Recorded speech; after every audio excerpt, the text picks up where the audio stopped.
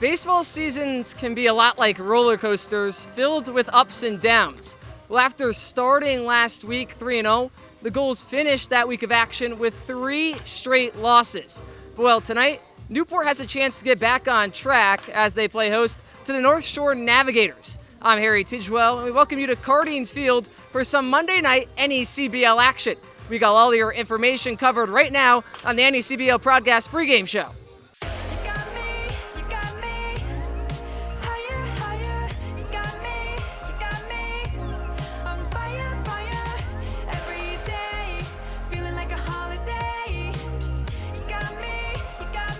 Well, it's a beautiful day for Newport baseball. The sun is shining.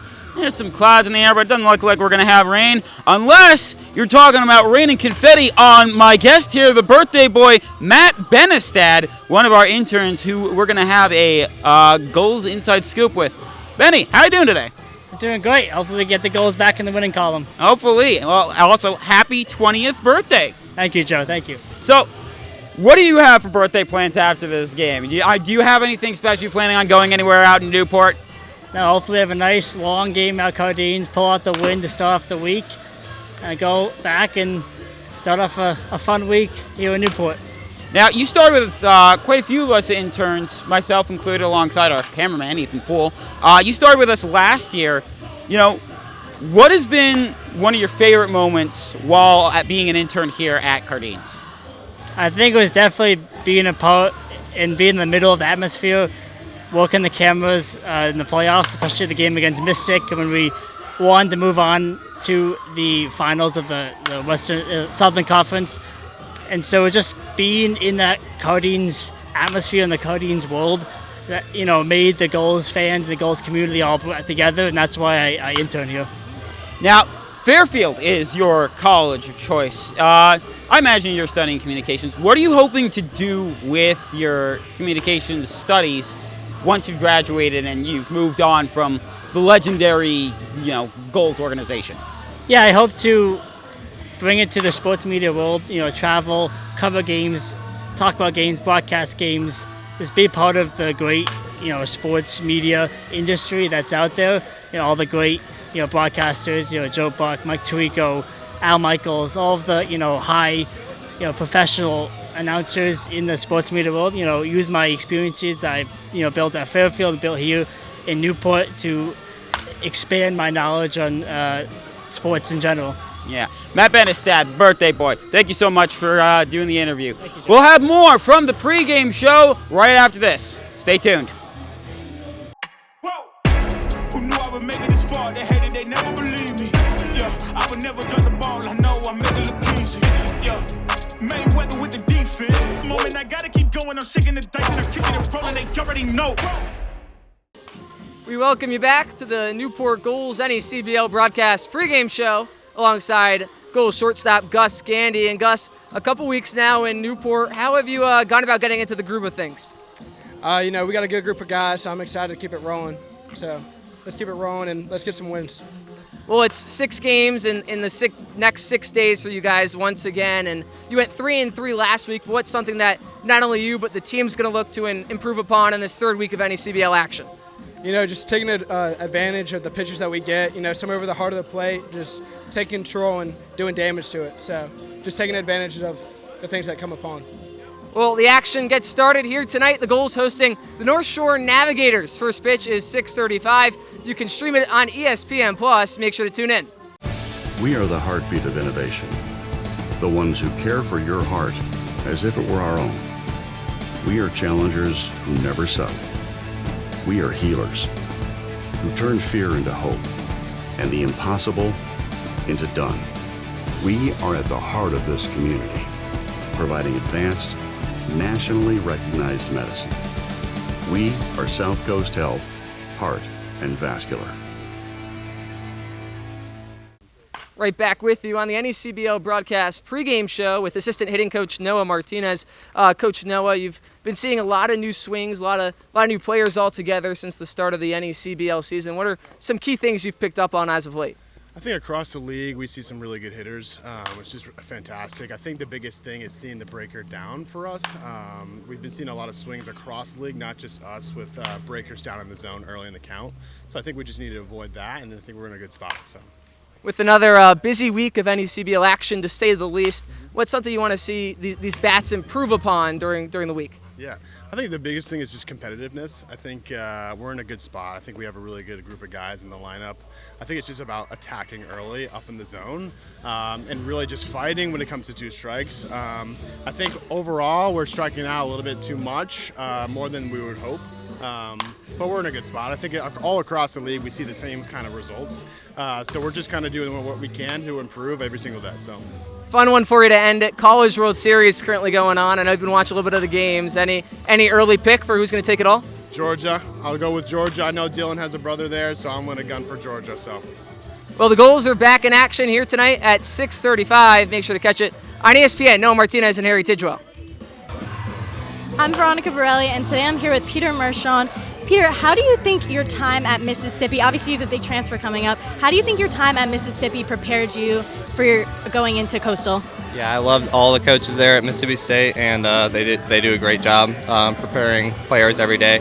I'm just excited to get live at bats every day. I think that's the biggest thing for development is being in there every day against quality arms and seeing the ball, and yeah, going from there. Obviously today's your first game here at Cardines. What is your mindset coming into this game today? Yeah, like I said, just seeing the ball and just settling in a little bit. You know, first at-bats of the summer, so timing might be a little off or whatever. So just trying to get the timing right and then, yeah, go from there. And then what are you most excited to improve upon this season? Like, what are you looking to get out of Cardines this summer? Yeah, I think this place is special.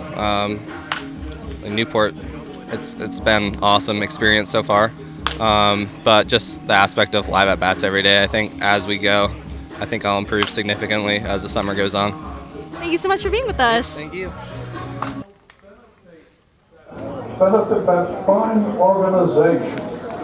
The NECBL presents the North Shore Navigators of the city of Lynn, Massachusetts versus your Newport Gulls.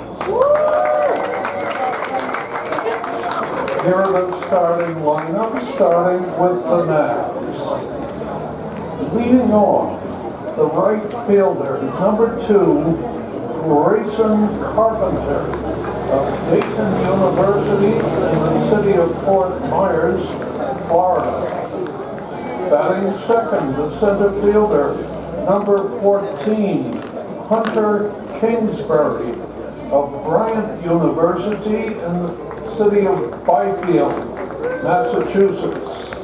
Batting third, the left fielder, number 17, Grant Hunter of Binghamton University and the town of Mount Laurel, New Jersey.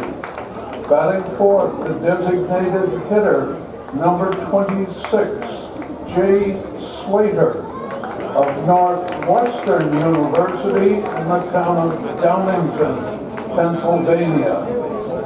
Batting fifth, the first baseman, number 10, Maddox Simpson. He's from Ohio State University and Lehigh Acres, Florida.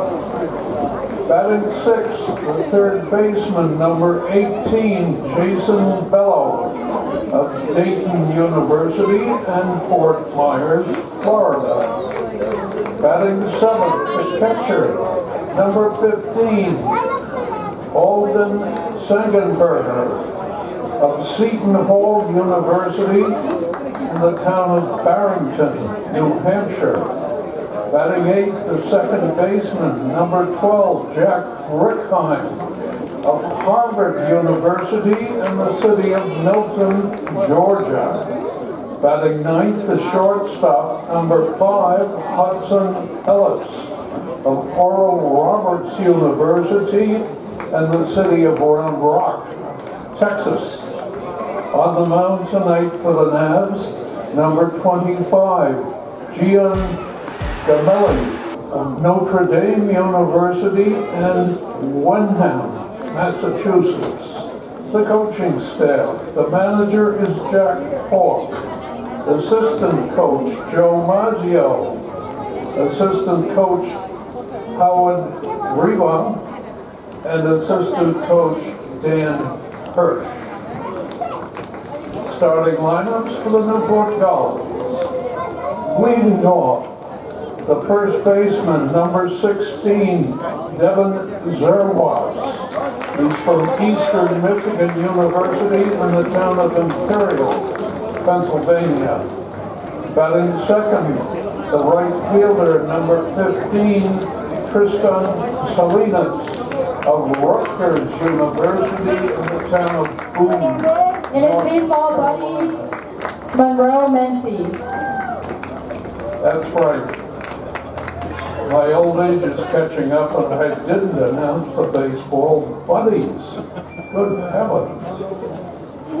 Batting third, the third baseman, number 13, Maddox Haley of Gonzaga University in the town of La Mesa, California. And his baseball buddy, Lincoln Went. Batting fourth, the designated hitter, number 31, Ryan Novak of Miami University in Canton, Georgia. And his baseball buddy, Hudson Cabral. Batting fifth, the left fielder, number 30, Cade Brown of Georgia Tech in the town of Jefferson, Georgia. Batting sixth, the shortstop, number 1, Caden Cloud of the University of Kentucky in the town of Nixa. That's in Missouri. And his baseball buddy, James Mayer. Batting seventh, the second baseman, number 25, Braxton Trammell of East Carolina University in Hickory, North Carolina. And his baseball buddy, Eddie Diarruda. Batting eighth, the center fielder, number 42, Chris Klug of the United States Military Academy, a resident of the capital city of Indianapolis, Indiana. Batting ninth, the catcher, number 2, Adam Brodsky of Michigan State University in Harrison Township, Michigan. On the mound tonight for the Gulls, number 33, Mason Christopher of Seton Hall University. He's from Middletown, of all places, but the one down in New Jersey. Okay, the coaching staff. The manager is the colorful Mike Coombs, hitting coach Ted Reagan, pitching coach Keith Long, and the two new assistants, Dylan Brown and Noah Martinez. The umpires assigned to tonight's game.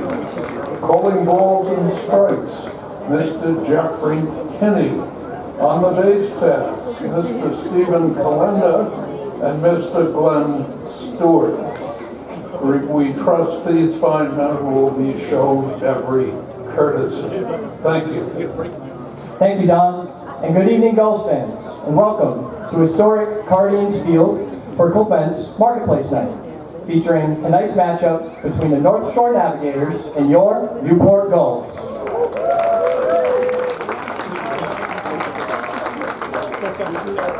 Clements Marketplace is a second-generation family business which opened its doors in 1980. Over their amazing 42 years in business, they have been fortunate to work with thousands of amazing staff. Many of the staff Clements Marketplace has worked with include local students entering the workforce for the very first time. Clements Marketplace takes great pride and responsibility for their team, teaching everyone to learn and develop valuable skills while providing a Quinnipiac Island with the freshest foods and best service available. They are also very much grateful for their wonderful customers and work to support the community through their staff food bank program, annual charity golf tournament, community partner programs, and so much more. On behalf of the entire Newport Gulls organization, we would like to personally thank Clements Marketplace for sponsoring tonight's game and for all that they do on the Aquidneck Island community. Thank you.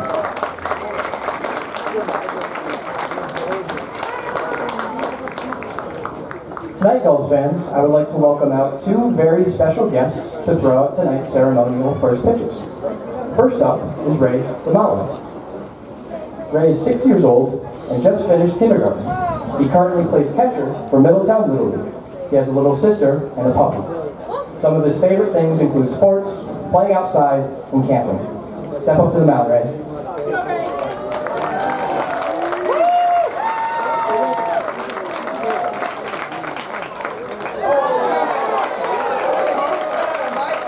Nice job, Ray.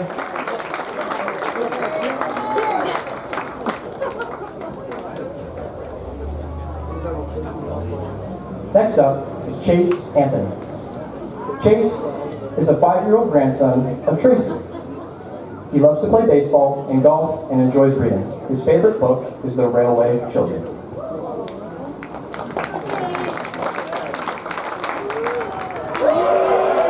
Awesome pitch, Chase.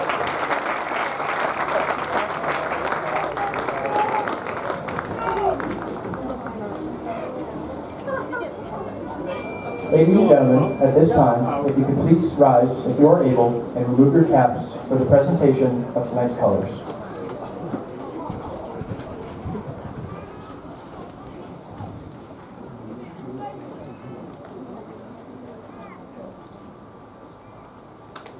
Presenting tonight's colors is Troop 1 from Portsmouth.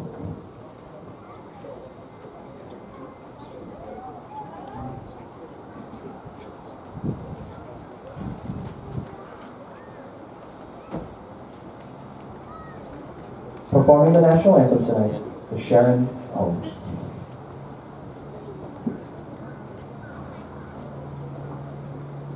Oh, say, can you see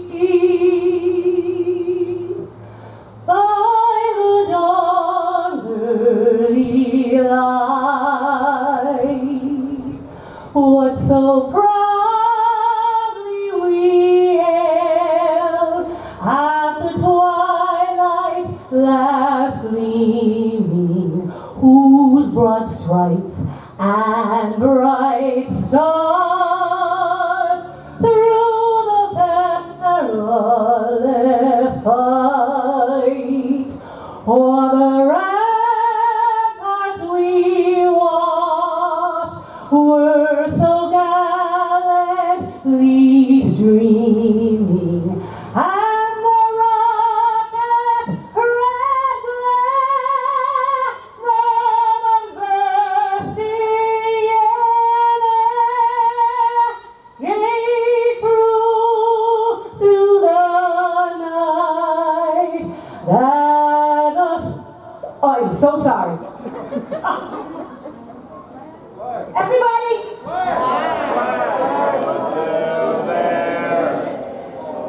Oh, say does that star-spangled banner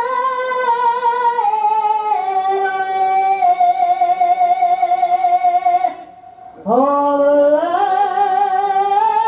of the free and the home of the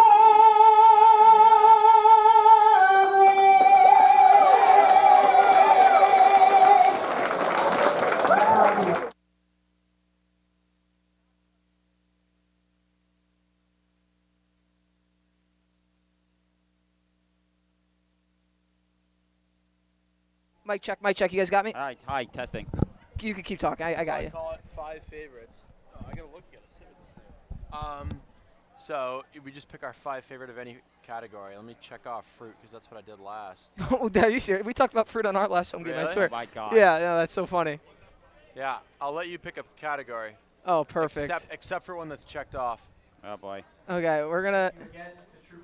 Ooh. And Sharon for that beautiful rendition. I'll be close. I'll be quick. 1 minute. You don't have to pick Let's now. do. Okay, I'll think on it. I'm All right. between condiments and Do movies. me a huge favor though. If you could watch, because you're. Yes, yeah, sorry. No, you're good. I appreciate it. Yeah, be very careful. Here, with wait. Maybe we can. Actually, no, it's fine. I'll just. No, keep it's my all finger good. This is good. I was gonna try and change it.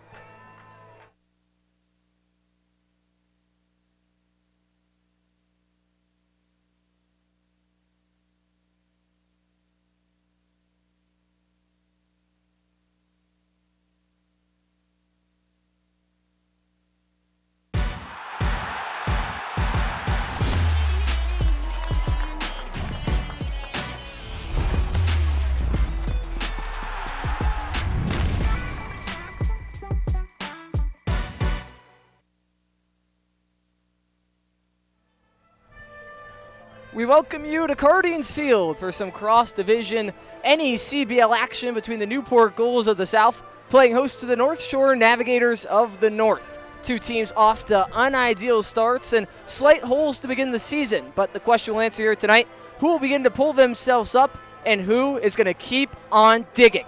Find out next on ESPN Plus. First pitch right after this.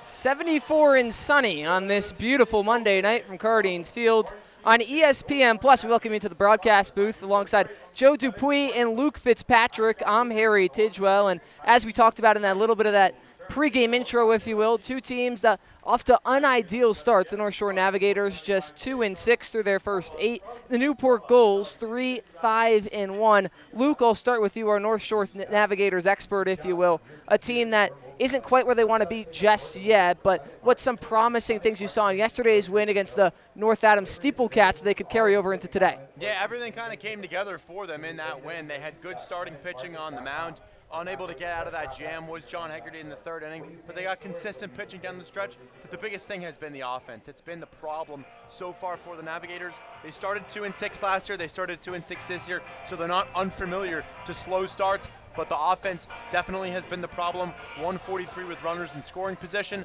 Broke out in a big way on Saturday. Well, it won't be easy for the offense to ramp up here tonight, but we'll get more into that later. Joe, I turn to you. The Gulls started last week 3-0, but then ended on a 3-game losing streak, including that crushing loss to the Sanford Mainers where they just couldn't hold on to what was a 3-2 lead. How does Newport go about clicking the reset button here tonight? Well, I think it's, you look to the leadership of the people that were here last year, Ryan Novak, Cade Brown, and, of course, the coaching staff, and they're going to tell these guys, look, I know that record isn't great, but we were in that same position last year. This same position, same time last year, we were struggling. We were below 500. We ended up winning the division. So don't worry about the small games at the start. It's just beginning. You gotta buckle down, focus on the long term. Well, it all starts on the mound with Mason Christopher making his third appearance, third start of the season, and he's gone 8 innings altogether, yet to surrender a single run. He's given up just 5 hits and 2 walks with 9 strikeouts as well. His first chance pitching in front of the home crowd here tonight. First pitch is low in the dirt for ball 1, and taking you through tonight's batting lineup, I turn it over to you, Luke. Yeah, Grayson Carpenter at the dish right now. He leads off and plays right field. Hunter Kingsbury in the 2-hole in center field. Grant Hunter in left field. He bats third. Jay Slater in the cleanup spot tonight as the designated hitter. Maddox Simpson bats 5th.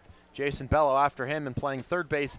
Aiden Sengenberger bats 7th and is behind the dish. Jack Rickheim at second base hits 8th. And Hudson Ellis, the shortstop, batting 9th. Second pitch misses the zone as well. 2 balls, no strikes to Grayson Carpenter. Christopher lifts and deals. Grounded foul left side. Yeah, First strike of the ball game. Carpenter, a really, really patient hitter. He is not going to swing at many pitches outside the zone. Waits on his pitch, gets his pitch, puts the ball in play. Phenomenal true freshman season this past year at Dayton. Grayson Carpenter batting .318 so far through his first 6 games played, but a .423 on base percentage as well via 4 free passes, 2 walks, 2 hit by pitches. Taps one softly left side, fielded by Brown. Throw over to first, not going to be in time. It's a infield single to kick things off. That's Maddox Haley over at third. We'll get into those defensive adjustments right now. We take you across the outfield grass. Cade Brown stands in left. Chris Klug in center. And Tristan Salinas over at third. At the hot corner, Maddox Haley, Caden Cloud, and Braxton Trammell playing up the middle. Devin Zyrus returns to the goals today, playing over at first. Behind the dish, it's the Michigan State Spartan, Adam Broski on the mound, Mason Christopher, DHing Ryan Novak. So that's where you see the change of Brown shifting from his usual spot at third into the outfield grass. Novak getting the day off from having to play in the field as Christopher puts one by Hunter Kingsbury for strike 1. Yeah, really, Mike Coombs is just trying to figure out where can we have our guys develop and where can we put them in the best position that they, might not be their main position, but it can help the team out while they're learning. Breaking ball for strike 2. So Christopher working ahead early on the second batter of the day, trying to collect that first out. Yeah, Kingsbury, a guy who's been swinging a better bat of late. As mentioned, manager Coombs, he's seen it all. Began as the Newport manager in 2005, the winningest program in the NECBL. The Newport Gulls are under him, 5 titles. And this is really the point in the year. We talked about slow starts for both sides. Last year, the Gulls finished 15-8 in the month of June, but they ripped off a 6-game winning streak. They won 10 of their final 12 in the month of June, and dipping into July, that was a stretch where they were 14-2 in 16 games. They really took off in the middle of the year. Looking to, of course, find the same magic here in 2026. And this is a league where anybody can beat anybody, Right. even the lowest teams can beat the best teams. Christopher still ahead 0-2. That unpredictability, what makes the NECBL so special. The pitch home, fouled back into the mitt for strike 3. Christopher has his first strikeout of the day, 10th on the season. And he's just been so impressive so far, as we already mentioned.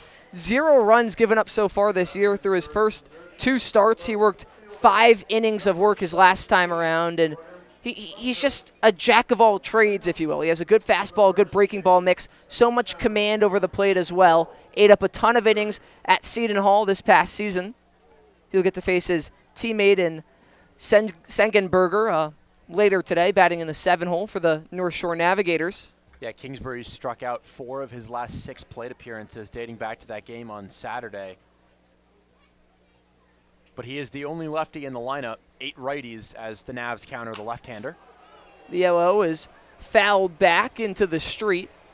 And North Shore has not faced a ton of lefties this season, but in a small sample size, they are marginally better offensively, hitting .225 off lefties, and just .201 against right-handed pitching. The 0-1 from... Sorry to cut you up. This guy's been red hot. Grant Hunter, 3 hits on Saturday, 2 home runs this season. Not the guy you want to face with a base runner right now. 0-1 misses outside. Count draws even, 1 ball, 1 strike. Grayson Carpenter leads off over at first. Christopher rises and deals. Tapped left side, foul. 1 ball, 2 strikes. For Newport, the strikeout numbers on the pitching side have been great. They sit towards the top of the NECBL in that category. But on the hitting side, you don't exactly want to be at the top in terms of total strikeouts. And, well, that's where Newport finds themselves. Been a little bit of a mixed bag on the mound. You mentioned the strikeouts and their pitching staff. Runner goes, the 1-2 misses low. Throw from Broski, not in time. Adam Broski's been terrific behind the plate as of late, especially with those throws down to second. But the speedy Carpenter is in safely. And, you know, the Navigators, this is a good team to try and refocus your hitting on, because this is a team that's middle of the pack in terms of their overall ERA. So if the Navigators want to try and get their season on track, this is a good place to start after how they did with North Adams on Saturday. Yeah, the Newport pitching staff, 100 strikeouts coming into play, now 101. That's the most in the NECBL. Tapped up the middle, working in his Cloud, has it on the run, throw to first in time for the second out of the inning. A slow chopper that just got over the head of Mason Christopher, but the freshman out of Kentucky makes a nice play over to first. And Jay Slater coming up right now. He had a home run in that game on Saturday, which was his NECBL season debut. The Newport pitching staff has allowed 5 home runs this season. That is tied for the most in the NECBL. As you just mentioned, Luke, Newport, the first team to triple-digit strikeouts on the pitching staff side of things. A 3 true outcomes staff with the most strikeouts and the most home runs. Pitch misses low. 1 ball, no strikes. Newport coming off a 5-4 loss to the Sanford Mainers, a game that they led 3-2 heading into the 7th before the Mainers exploded for 3 runs and held on to the 2-run lead from there. And that was phenomenal situational hitting by the Mainers. They only had 1 hit in that inning and 2 walks, 4 stolen bases to manufacture those 3 runs. It was aggression on the base pass. It was also a mix of Newport shooting themselves in the foot a little bit, 2 errors in the field, and miscues that carried over from that Martha's Vineyard game the night before. And Newport had runners on first and third with nobody out in the bottom of the 9th. The 1-1 catches the bottom of the zone for strike 2. Christopher now just 1 strike away from working out the inning after the leadoff man Carpenter worked his way aboard. Yeah, they got 1 back in that 9th but couldn't tie it. Just shot themselves in the foot too many times in that game. The 1-2. Fly ball, right field, working on back on it is Salinas with a few feet to spare. Makes the catch over the shoulder for the 3rd out of the inning. The North Shore Navigators manage 1 hit, but Grayson Carpenter left at bay. Newport looks to strike first in the bottom half of the inning. Coming up next on ESPN+. Turning dreams into reality. In the lab with the formula and chemistry.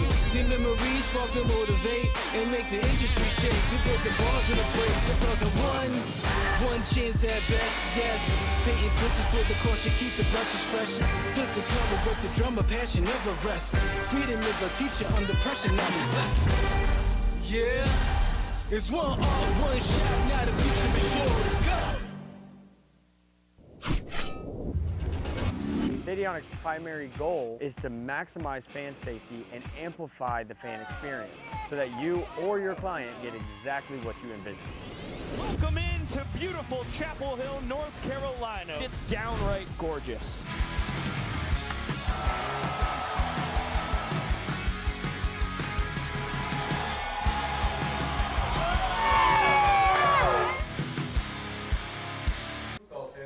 Time for the Gulls to get their first licks, but it won't be easy off the man off the mound. Gian Gamelli out of Notre Dame, and for more on the left-hander, Luke Fitzpatrick. Thank you very much, Harry. Yeah, Gian Gamelli, Notre Dame product, as you mentioned, from Wenham, Massachusetts. The #1 left-handed pitching and #8 overall prospect coming out of the Commonwealth of Massachusetts in the class of 2025. Sinker, changeup, sweeper, 4-seamer, and a cutter. He made 1 appearance this season. He unfortunately earned a loss, but was fantastic in that game. 3 innings, 2 hits, 1 earned run, 8 strikeouts. That is a 24 strikeouts per 9 for those keeping track. 2 walks. That is a 1.33 whip in the very small sample size.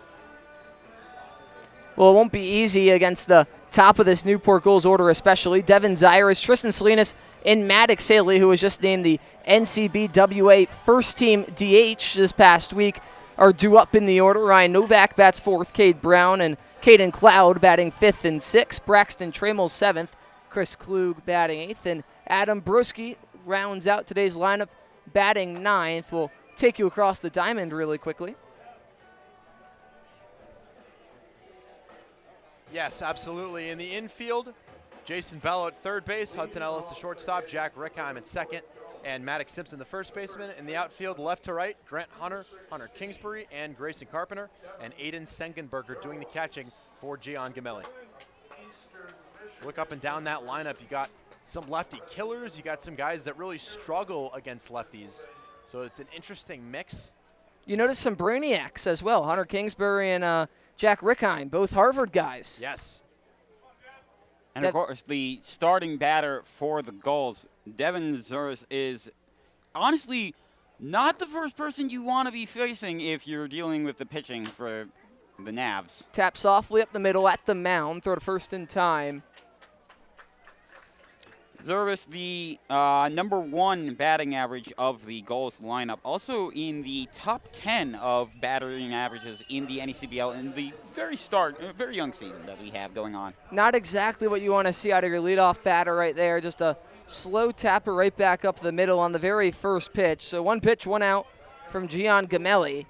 Hands things over to Tristan Salinas, who has also been off to a hot start to begin the season, batting .367 with a .467 slugging.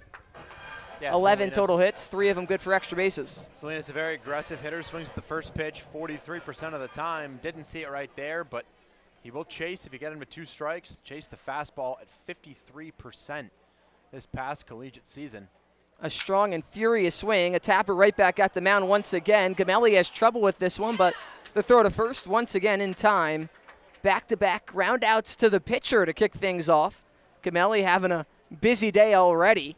Yeah, great composure out there on the mound. Bobbled that baseball, but he knows he's got time. It's just 60 feet and 6 inches to home plate. It's exactly the same distance over to first base. No need to rush. Little Pythagorean theorem there. Oh, yeah. Well, Maddox Haley I don't know much, but I know that. Yeah. We'll try and avoid the 1-2-3 inning. As I mentioned, going through that lineup, named the NCBWA first-team designated hitter. Someone that can really swing it, batting .296 this season, but crushed with the Bulldogs in the WCC. Yeah, absolutely. A first-team all-WCC San Diego State transfer. He's been playing he played the outfield a lot this past season for the Bulldogs, but at third base tonight and playing infield for these Gulls. 441 against fastballs, so look for a lot of the off-speed and breaking ball out of the left hand of Gamelli. Yeah, he's seen a lot of breaking balls, a lot of sliders early in the season. That's how pitchers have tried to go about beating him. He got the fastball earlier this year, a week ago today, Newport's first win.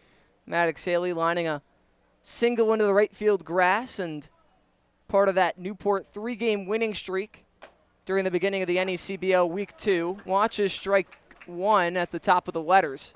Yeah, Haley, not a guy you want to be behind in the count to. A really good 2-strike hitter.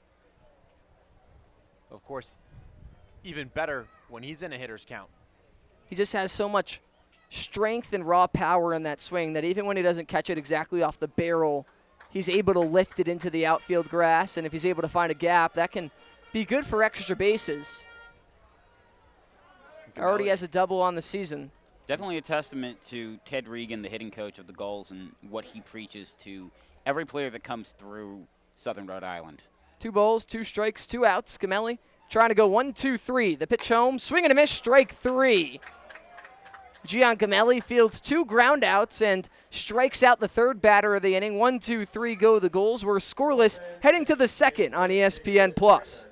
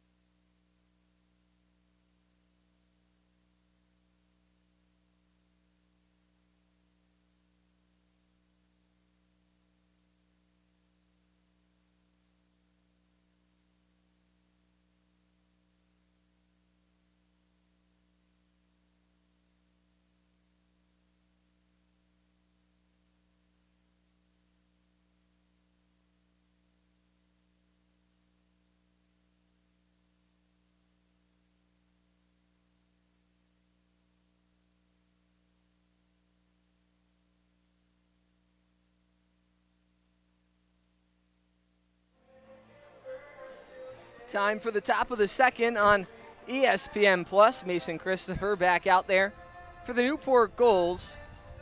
Saw 4 batters in the first inning. It'll be Maddox Simpson, Jason Bello, and Aiden Sengenberger, his teammate over at Seton Hall, due up this inning. Yeah, I mentioned that Gian Gamelli, a top left-handed pitching prospect coming out of Massachusetts. Christopher can say the same about the state of New Jersey. Number 57 overall prospect coming out of high school, the number 5 left-handed pitcher. These two guys very similar in size and stature. Christopher 6'3", 200 pounds. Gamelli 6'3", listed at 202 pounds.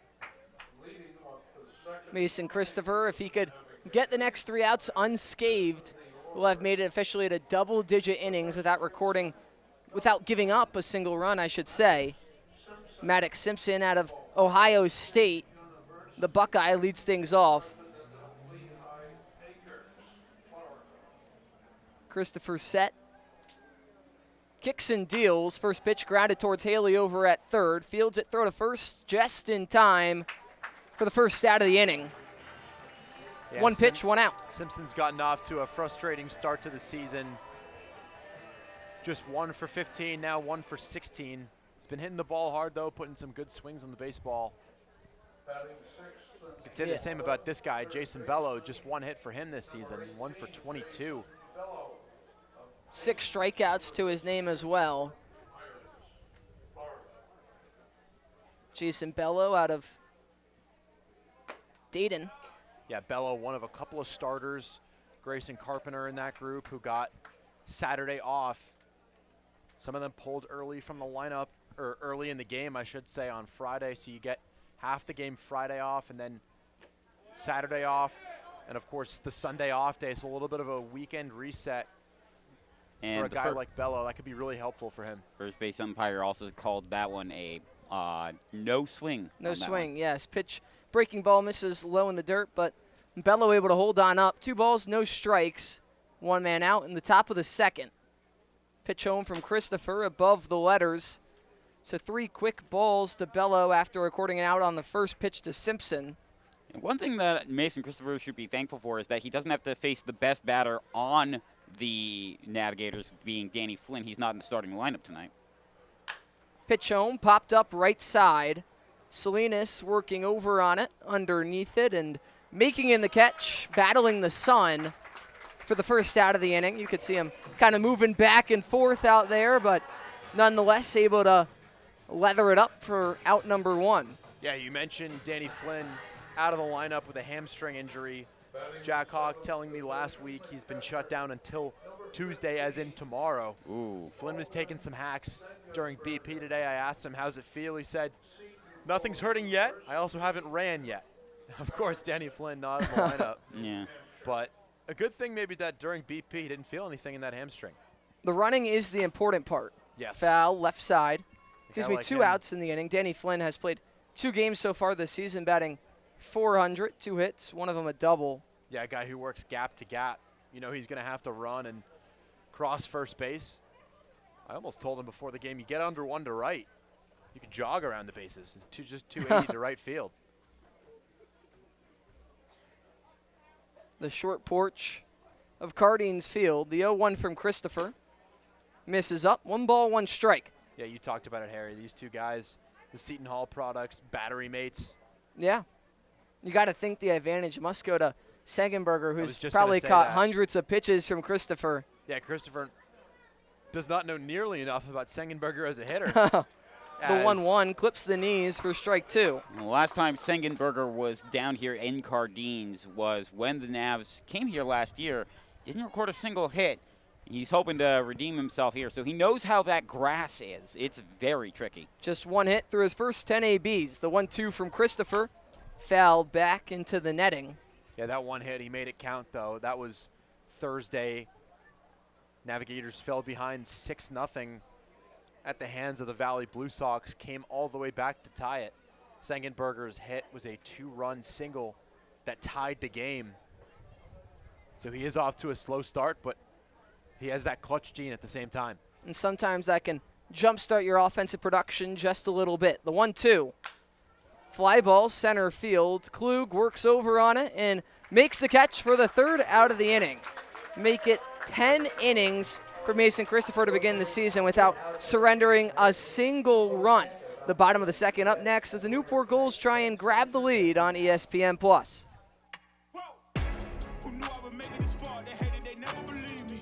Yeah, I would never drop the ball. I know I make it look easy.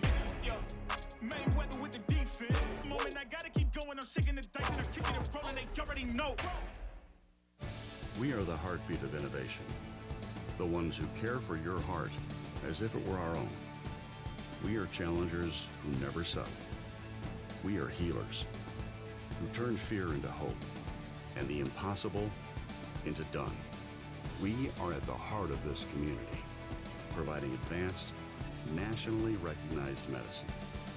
We are South Coast Health, Heart and Vascular.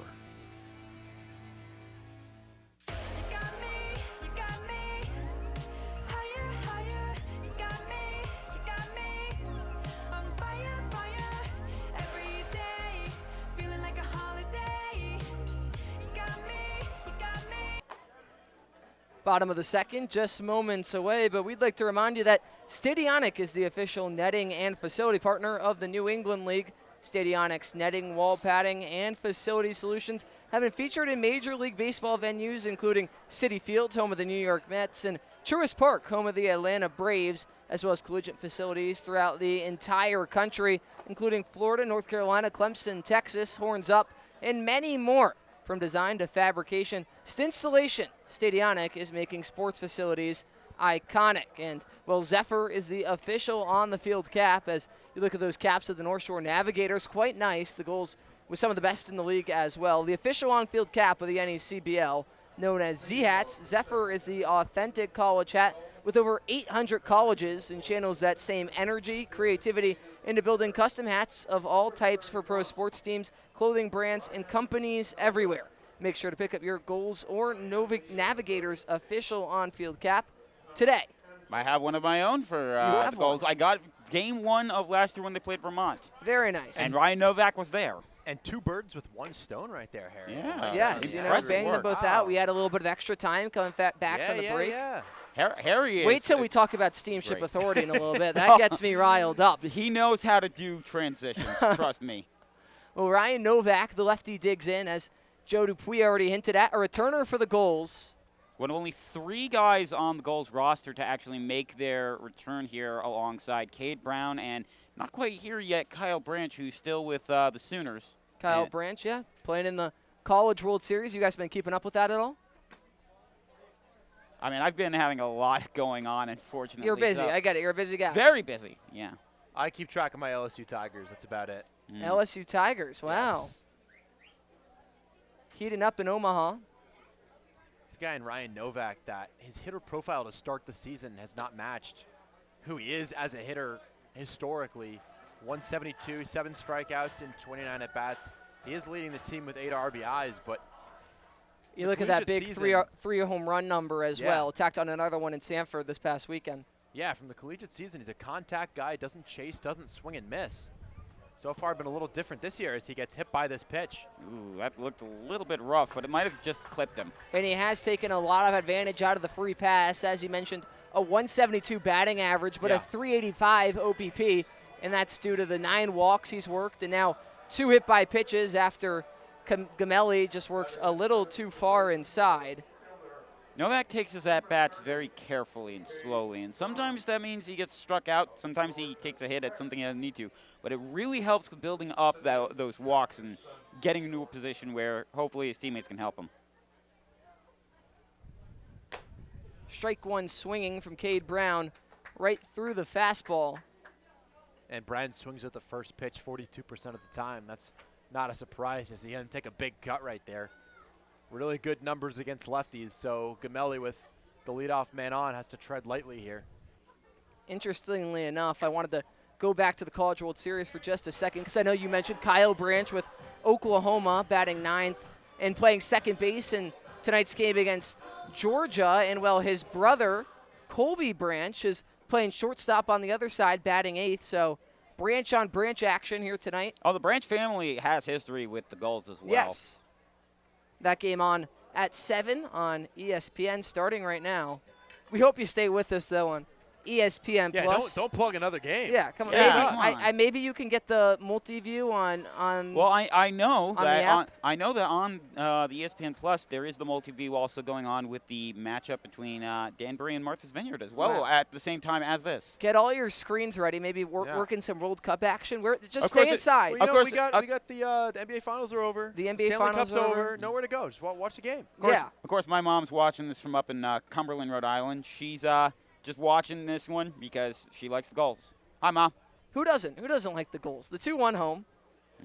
Fastball that sneaks past Brown for the second strike. Yeah, they saw me broadcasting last year, and after the first game, they were like, "We're Gulls fans for life now." Yeah, there you go. Lost my father, unfortunately, back in December. But, my mom, still a Gulls fan, still really excited whenever I come on the broadcast. It's a pleasure to have you on the broadcast, Joe. We thank you for all that you do. Very sorry to hear that. The 2-2 misses up. We talk about the Z hats. My dad just got a Navigators Z hat at Fraser Field this past Very nice. week. Oh, yeah. Very, very nice. Joe, I know you're usually on graphics duty, but being up in the booth, always a treat, right? Yeah, absolutely. I helped with making the graphics for today's game, if you've been seeing them coming up. Yes. A beautiful pocket knife, if you will. What do they call it? Swiss Army knife. Swiss Army knife.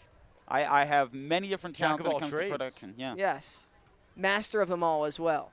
No, I wouldn't necessarily call myself a master at it. Glue guy. Gamelli, the 3-2, trying to find his first out of the inning. The pitch home, cold, strike 3. Brown doesn't like it, but Gamelli sits him down on the full count for the first out of the inning. Turns things over to Caden Cloud. Just wrapped up his freshman year over at Kentucky, and it's been an impressive start to the season for the young middle infielder. Yeah, Caden Cloud, great name, great walk-up song, little Rihanna throwback. I love it. Disturbia. I was in middle school when that came out. Batting .417 through his first 3 games played as the pickoff move almost gets away, but Novak back in safely. Simpson keeps the ball from flying into the right field foul territory, if you will. Caden Cloud batting .417 with a .750 on base percentage, courtesy of 1 double and 1 long ball already this season as he watches strike 1 on the outside half. Yeah, reverse splits guy this season for the Kentucky Wildcats. Against lefties, just 152, 303 slug. Struggled against breaking balls. Showing off the muscles on that right arm, too. Like another guy I know named Cloud, he is strong. Yes. Well, Cardians Field, if you could hear it on the broadcast, putting their hands up in the air. The party getting started for the summer. The 25th anniversary of Newport Gulls baseball. 25th season. 25th season, yes. Their first season there, they actually won the NECBL back in 2001. Shocking. Formerly, they only had one other year of existence. They were over in Cranston, just known as the Rhode Island Gulls, and then came over here. I think it worked. Yeah, I think it panned out for him quite nicely. 2 balls, 2 strikes, 1 out. Ryan Novak leads off over at first. The pitch home, in the dirt, gets past Sengenberger, and Novak will advance the free 90 feet over into scoring position at second. And that's difficult to do here at Cardines Field because that is one of the shortest backstops here. Cardines Field is a field of weirdness, as YouTuber 5 Points Vids would call it. Yes. There's a lot of stuff going on. I'm surprised he hasn't reviewed this place yet. He mainly does a lot of major league stadiums, but I mean, this is one of the oldest stadiums in the country. So very historic. Very historic. Yeah, you got 360 to center, pretty short. Then Yes. you got, it looks like at least a 30-foot fence out there. You Yeah, really I gotta like to drive compare 26 and a half. Pretty is good guess. I compare this place to Fenway a lot Yeah. because not only do you have the Green Monster-esque fence in terms of height, but you also have that weird little jut that goes out into center field. Yes, I remember playing we've MVP baseball. Anytime you go into Fenway Park for a game, anytime ball goes out there, immediate triple because the AI couldn't understand it. Weird dimensions here, just like with Fenway, but hey, it's a lovable stadium. Well, That you gives it its mentioned charm. where that fence comes in right center field, and the Gulls have used that to their advantage. The pitch home, swing and a miss for strike 3. Back-to-back strikeouts for Gamelli. Yeah, you talk about the similarities between here and Fenway Park. The difference to me this team knows how to use it to their advantage. Yeah. The Red Sox not very good at Fenway Park. Yes. The Gulls last year 20-6. It seems like it's the Boston Red Sox first time playing in Fenway every time they have a home game. This year but yes, the Gulls have already had 2 home runs basically go right over where that 321 sign is already this season. One of those was a grand slam from Gus Gandy, so definitely using it to their advantage early on in the season. And here comes Braxton Trammell. Trammell so far this year doesn't quite have the offensive numbers he's been looking for. Just 1 hit, a 125 batting average, but 3 RBIs. He came up big last week with a 2 RBI single into right field, a sac fly as well against the Mystic Schooners. Trammell had a huge collegiate season. Marginally better against lefties than righties. He is a switch hitter. Struggles with breaking balls. You're going to see a lot of heaters here, I'd imagine. He didn't play in the collegiate season this past year, so those numbers tracking back to 2025. The 1-0 home. Swing and a miss for strike 1. And Gamelli seems to really enjoy that high fastball here in the second. Yeah, Gamelli hasn't pitched in 8 days, but it doesn't matter to him. That heater has some late life on it. If anything, it just means that he's more refreshed than other Definitely. pitchers. 1 ball, 1 strike. Ryan Novak in scoring position over at second. The pitch home. Catches the inside third for strike 2. And the biggest key for Gamelli is, of course, finding the zone. We know in the NECBL, strikes at a premium. If Gamelli, with his stuff, can find the zone consistently, he's nearly unhittable. 1 pitch away from getting out of his second inning of work unscathed. The 1-2 home. Called, strike 3. Gamelli works inside for strike 2, then goes on the outer corner for strike 3. The Gulls get 1 man aboard, but Novak left on base, knotted at zeros as we head to the third on ESPN+.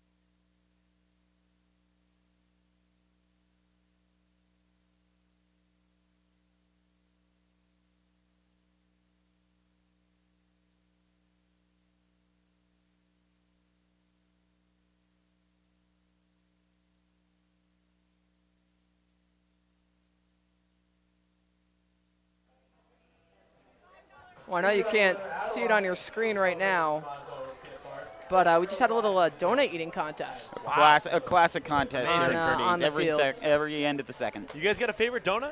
I like a Boston cream. Okay. Whenever I go to Dunkin', it's chocolate frosted with sprinkles and a jelly donut. Oh, double. No, I got a strawberry with sprinkles sometimes. You guys are making me feel lame. I just go with the glazed. Basic guy. I know, he knows what he wants. He knows what he wants. Simple but effective. You know. Yeah. It never fails you. It never fails you. You know who also never fails? Mason Christopher with how he's been doing today. That was what Joe. That was just wonderful. I mean, he had a strikeout in the first, and then he managed to work well with the rest of the team to make sure nothing got on last inning. So I just feel like I wouldn't be good at speed running eating a donut. I just feel like that fills you up really quickly. Speed and donuts in the same sentence worries me. Speed eating is one of those difficult things. I do not envy. I kind of envy the skills of Joey Chestnut. Yes, and I see all these memes on Instagram about all the new the tourists coming for the World Cup and how they'll be here for the 4th of July, and how is one gonna understand Joey Chestnut eating 80 hot dogs for the first time? I mean, there's a lot of international leaders in terms of the competition. Very true. But none of them are Joey Chestnut. First pitch from Christopher. Catches the outside for strike 1. Jack Rickheim leads things off, followed by Hudson Ellis, and then back to the top of the order, and Grayson Carpenter, the only man to have a hit for the North Shore Navigators so far here today. Yeah, we talk about jack of all trades, Swiss Army knife, whatever Popped up, left side. Brown working towards the foul line. Makes the catch on the run for the first out of the inning. 1 pitch, 1 strike, 1 out. Yeah, whatever phrase you want to use, Jack Rickheim is that guy. Plays right field, second base, shortstop, bat-to-ball skills, good speed. And that utility in the NECBL is crucial because you have guys coming in and out all the time, and people need to have playing time. So, but if you're versatile and able to play all over the field, you're going to earn yourself more innings, and towards the end of the year be very effective and one of the more used players on your team. Hudson Ellis from Oral Roberts, the shortstop. You know, one thing I really love about the NECBL is that it's even according to others, it's one of the best in the league in terms of just how they develop their players. And you get players from all over. You don't just get the power schools. You get some of the smaller schools as well. And that's in every facet, whether it's actually playing or doing what we do. We got 2 people in this booth right now that are D3 kids with both Luke and I coming from different schools. Luke's from Ithaca. Syracuse football might as well be D3. I mean, the way they've looked. But, I mean, you said it, not me. But, I mean, even the different players you got all over the NCAA. 2-0, line drive into shallow left field. Brown working in, and it gets by him. Hudson Ellis on his horse, digging for 2 and heading for third. Klug, the throw in on a hop. Not in time. Ooh, that was close. I thought he got him there. Yeah, I wasn't so sure to my naked eye. Wow, Hudson Ellis. Let's take a look at it. We're going to take another look at this one. Cade Brown working in, tried to backhand it, and came up just short, rolled all the way to the wall. Good hustle by Chris Klug, the center fielder, to back him up. The throw into third. Ooh. I don't know. That was a close one. No challenges in the NECBL, though, unlike in the MLB. They're going to do some ABS? That'd be cool, but tap the hat? I don't think they can do that here.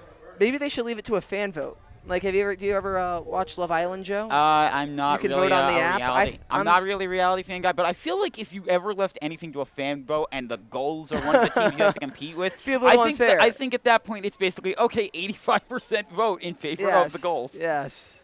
It's just the way Talk that about a Newport home is. team advantage. And speaking of guys that have gotten pretty good at just showing what they can do, you've got Grayson Carpenter here. He had a single and a stolen base in the first. This guy is a threat. He's already revealed that. With a chance to put the first run on the board for either side, knotted at zeros. A couple good stops back there by Adam Broski with the runners 90 feet away. Broski, a very defensive-minded first catcher. We talked a little bit to him pregame. And Cade Brown in left field just didn't look very confident charging on that ball off the bat of Hudson Ellis. Just a step too slow, unfortunately. Breaking ball, catches the outside for strike 1. We talked about it last inning. Christopher yet to give up a run so far this season. But, well, a runner stands on third. I need the official ruling on if that was a triple. I think they're rolling it a triple. Yeah, no errors on So board, that would be an earned run for Mason Christopher. Lined at the second baseman, Trammell. The throw to the plate, not going to be in time. The North Shore Navigators strike first on the line drive right at the second baseman. Braxton Trammell did a good job of getting to the ground and scooping it up, but the throw home just a little too high for Adam Broski to be able to apply the tag in time. Yeah, you got to look at it right there. Great diving effort by Trammell. Unfortunately, you want that throw to be, even if it's on one hop, you want it to be towards the plate, towards the ground. So you have a chance of getting that tag down quickly. No chance for Adam Broski to get the tag down in time on the speedy Hudson Ellis, who had double-digit stolen bases for Oral Roberts this year. Well, Newport playing from behind hasn't exactly been their strong suit. Yet to record a win this season when trailing. And Hunter Kingsbury coming in from Bryant University up in Smithfield, Rhode Island, very close to my hometown. It's a hop, skip, and a jump away. Yeah. Definitely can show himself to be a challenge to deal with. That 207 is deceptive because he scored 4 runs this season. And Kingsbury from Byfield, Massachusetts, one of 19 Massachusetts natives. Yeah, I was going through that roster. Yeah, on this Navigator team. A lot of hometown guys. Lynn in the North Shore. Byfield's way up there. Yes. Closer Yeah. to New Hampshire. Yeah. In the Newburyport area. Whereas Lynn's closer to actually Boston, and my sister lives very close to there. She lives up in I think it's Acton. Yeah. Yeah. So. You guys are just going. I don't even know where any of these places are.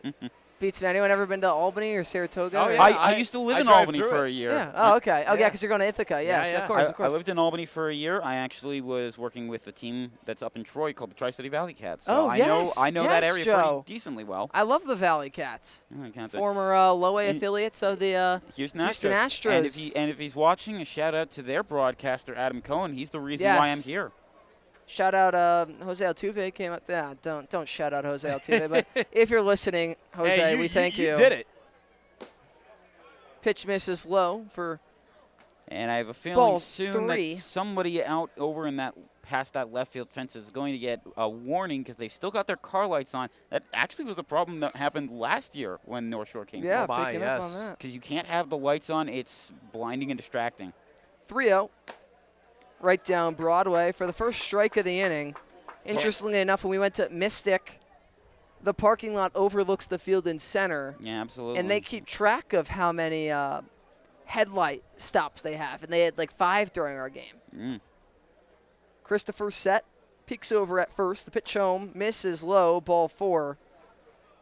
So after recording the first out of the inning on the very first pitch, it's been a triple from Ellis. Carpenter with that a ground ball at the second baseman Trammell for the third hit, and then a walk to Hunter Kingsbury. And you mentioned Lynn, Massachusetts being closer to Boston.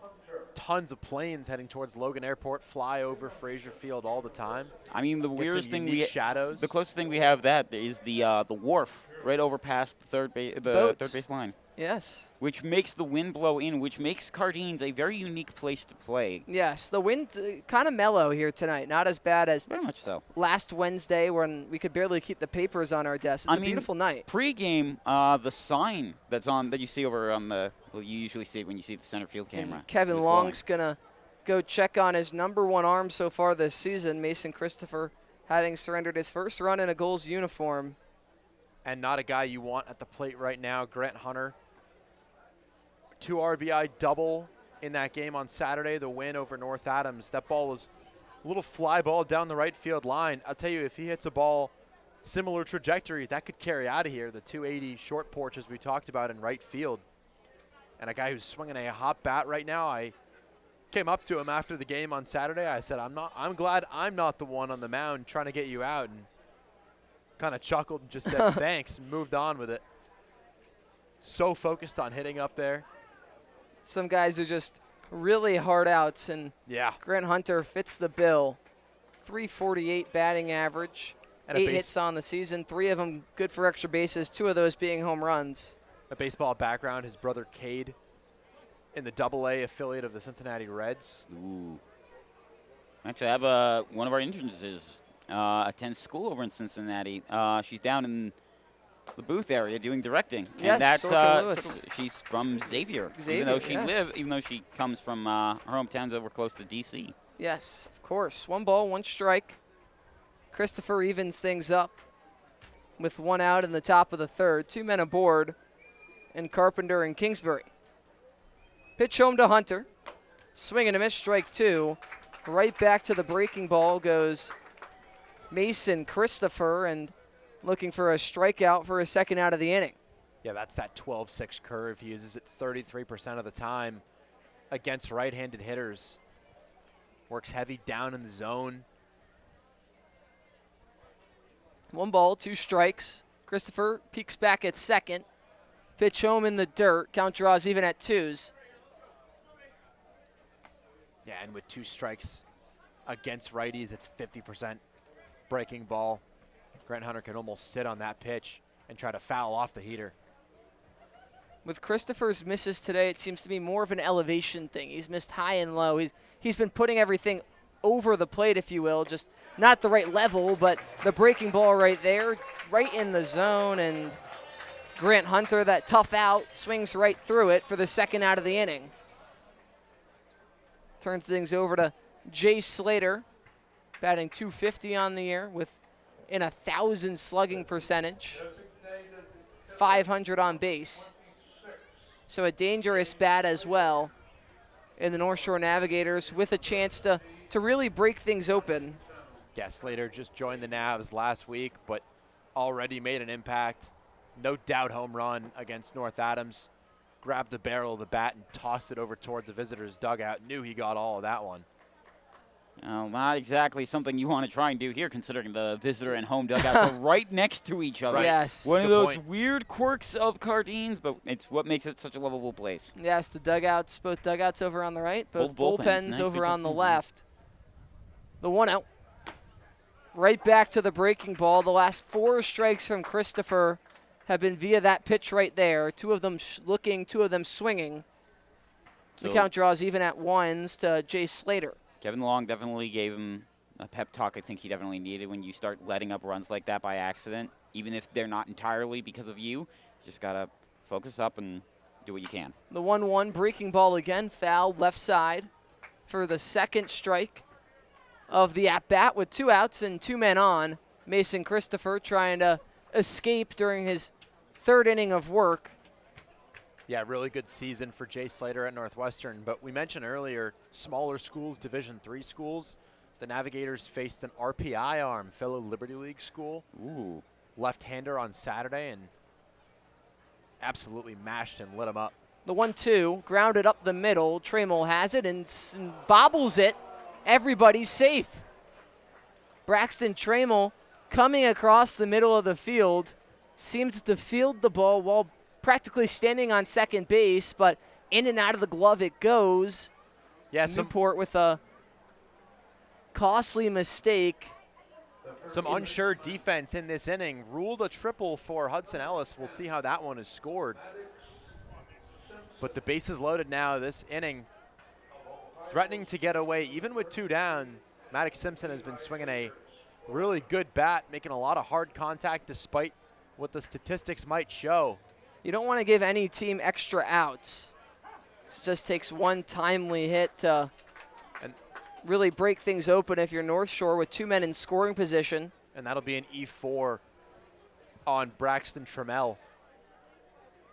Newport now 3 straight games where they've made an error. They were relatively clean to begin the season, but just a couple of miscues, few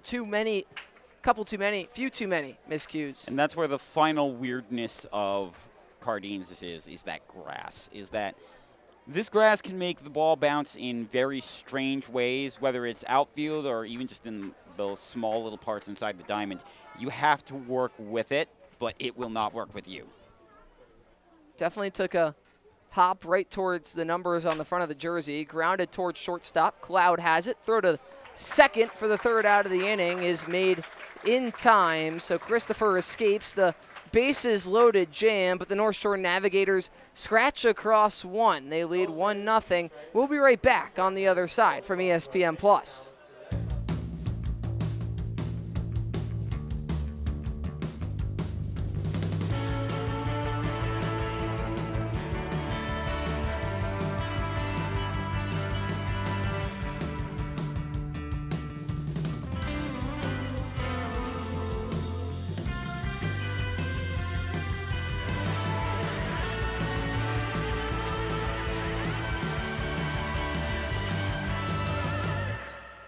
What makes a great team hat?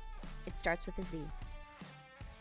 For decades, Zephyr has been making the most iconic headwear in the game, trusted by teams, colleges, and pros. We cut out the middlemen and work directly with our manufacturers, so you get top quality, fast turnaround, and prices that make sense. From bold designs to unbeatable fit, Zephyr hats are built to match the quality of your team, right down to the last stitch. Zephyr Team Headwear, born from experience, built for teams that stand out.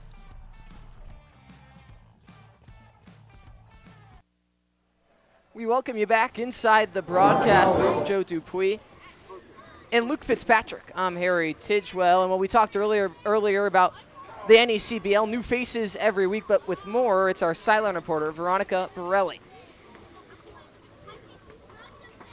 Earlier during our pregame, I was able to catch up with Peter Mershon, who's coming to us fresh off of his season at Mississippi State. Mershon just announced his transfer to Coastal Carolina and was ranked as 2026 number 95's top 100 pitchers.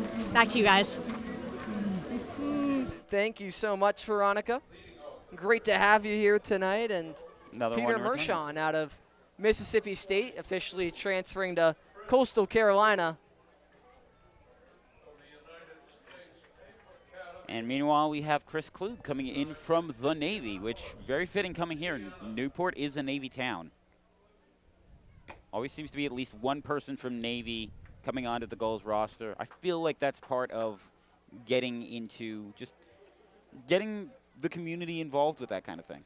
And these two guys at the bottom of the order, both of them coming from big families of athletes. Klug's sister, Samantha, swims at University of Findlay. His father, Greg, was a 4-year wide receiver at Purdue. And Broski on deck, as I'll get into him when he steps up.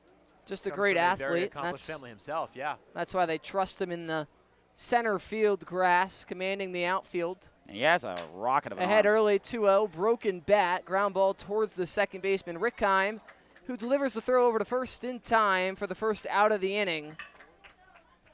Newport, other than that hit by pitch to Ryan Novak, is yet to record a hit on the ball game compared to the North Shore Navigators 4. Gian Camelli has worked the entire zone and really just kept batters on their toes. Yeah, and let's talk about it for Adam Broski, MSU product. He chose Michigan State over Cincinnati, Western Michigan, Eastern Michigan, Northwood, Wayne State. This guy had options, but his mother played volleyball and softball in college. His brother played baseball. His sister played volleyball and basketball. He's got a cousin in the Blue Jays organization. Stacked this family up against many others throughout the country in terms of athlete pedigree. He wants to work in baseball front office in his career. Well, Adam Broski, not the best offensive start to the season, but he woke up a little bit on Saturday against Sanford, delivered a solo shot over the left field wall, and it's really just been a matter of getting the ball in between the white lines, because you see each game he has 2 to 3 super hard hit foul balls that he's just always a tick early on. But when he can connect with one and put it into play, he's a dangerous man in the box. And if he could get a hit to turn the order over to Devin Zyrus, Newport might be able to tie things up sooner rather than later. Ahead 2-0 in the count. And a taller, lankier guy for a catcher, 6'3", 190. But it seems to work for him when he's on defense. You've seen that he can very quickly gather up balls that he might have accidentally dropped or that might go behind in the backstop. Very fast in terms of gathering up what he needs. 3 balls, 1 strike to the catcher Adam Broski, trying to work his way aboard. Ground ball towards second. Rickheim once again has it on a hop. Tosses it over to first for the second out of the inning. So similar to that first inning where we had back-to-back groundouts to Gamelli, in the bottom of the third, it's back-to-back groundouts to Rickheim. And that's a great job by Gamelli. Top of the order, due up. You got 8 and 9 leading off the inning. You get both of them out. Now you got a couple of lefties, left-on-left matchups. And we go from a Michigan State product to an Eastern Michigan product with Devin Zyrus. Zyrus looking for his first hit of the ball game. Newport's first hit of the ball game as well, as he watches strike one. You know, he came in here earlier today at the start of before the game, and he apparently did not get back into Newport until 11:30 in the morning. He was having some trouble with that. Fly ball, left side, out of play, foul. And there's that netting that you talked about earlier. Good old stadionic netting, as our umpire out there, the third base umpire, scoops it up. Glenn Stewart over at third. We got Stephen Kalenda, your first base umpire. Jeffrey Kiney behind the dish. No balls, 2 strikes. The pitch home.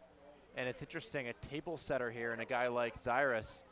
You see a lot of Major League Baseball, Kyle Schwarber, Shohei Ohtani, leadoff guys that are power hitters.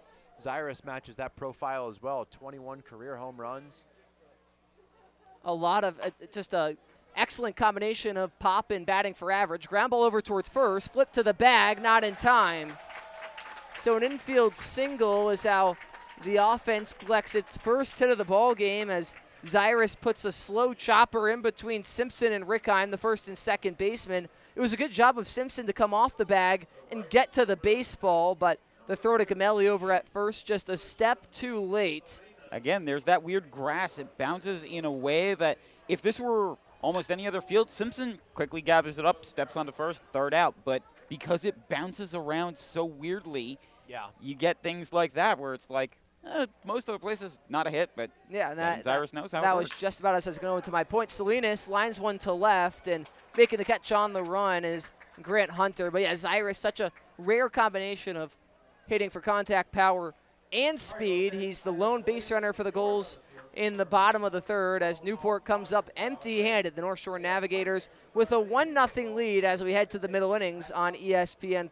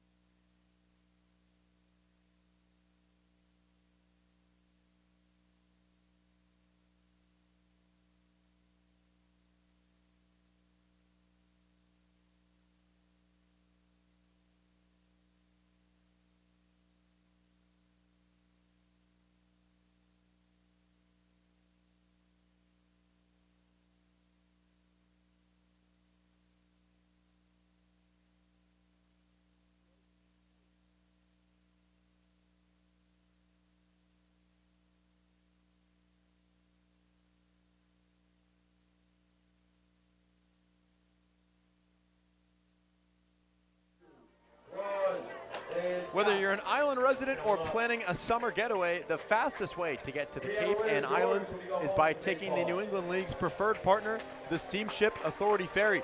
Visit steamshipauthority.com for more information. Top four from Newport, Rhode Island. Mason Christopher back out there on the mound for his fourth inning of work. Luke Fitzpatrick, Harry Tidgewell, and Joe Dupuis with you. Gentlemen, North Shore off to a 1-0 lead in this one, but a really tight one so far. Yeah, they definitely got to keep the pedal to the metal, if you will. One run against a high volatility offense like the Newport Gulls, who can rack up extra base hits and the snap of a finger. You want more of a cushion than just one run, and they want to keep building off that, generate some more insurance, if you will, in these middle innings especially. You know, I'm getting deja vu, honestly, because we had this almost exact same thing happened last time North Shore came here, where they got off to a 1-0 lead, then no answer in that bottom of that inning, and then all of a sudden, in the next inning, the Gulls started rolling off runs. Could happen here again. You can't underestimate anything. Yeah, Newport with a heavy power hitting offense as Jason Bello starts this one and rips it on a hop to Caden Cloud, the shortstop tonight, and he'll retire. Bello one away. Good job of grabbing that early out if you're Mason Christopher, especially coming off an inning where you surrendered a run, picking up that first out to kind of reestablish the mood, settle yourself back in, could be very important. So the struggles continue for Jason Bello, 0 for 2 tonight, 1 for 24 to start the season. Aiden Sengenberger will get his second look at his collegiate teammate. Flew out to center field in his first at-bat. I'm sure there's some bragging rights on the line, to say the least. Sengenberger, deep drive to left field. This one's going to hang up, though. Coming in on this one, Brown. He'll make the grab. 2 up and 2 down very quickly. Yeah, an elevated pitch in the zone, and Sengenberger just a little too far underneath it. Pops it up into shallow left field, but a pitch that if he had just leveled it out a little bit more, could have been flying off the wall. So perhaps Christopher knows Sengenberger better than what we expected. As we go into Rickheim. So we mentioned the Newport pitching staff with triple-digit strikeouts as Jack Rickheim takes ball 1. Their offense comes into play with 99 strikeouts, and with Gian Gamelli with 4 already in the ballgame, they've surpassed the triple-digit line. Yeah, and I talked to that's the third most in the NECBL. Yeah, I talked to hitting coach Noah Martinez before the game, who said they want to put an emphasis on putting more balls in play this week. The the strikeouts have been killer on the offensive side of things and can kind of squander those runners on base, runners in scoring position opportunities. Left-handers 2-0. Rickheim off the end of the bat, foul. That'll make the stands. That's how you can tell Christopher has a really strong breaking ball. When you're behind 2-0 and you can throw a breaking ball that finishes 6 inches outside the zone and you're still getting a chase from a guy like Rickheim, means it really looked good when it was coming in. Christopher in the sun out there on the mound, just in front of the mound where the shadows begin. And the entire plate covered by those shadows. Rickheim squares to bunt, drops it down. Christopher forced to make a play, and he does. A 1-2-3, top of the 4th inning for Mason Christopher. 4 innings complete. We head to the bottom half of the 4th. North Shore on top, 1-0. Most people spend their time trying to fit in. Not me. I want to be all in. I want to be in too deep, in the moment, in the center of it all, in the room where it happens. In it to make a difference every single moment of every single day. So grit your teeth and smile. Be ready to take on adversity. Be ready to transform the world. Ready for whatever life has in store. So, you in?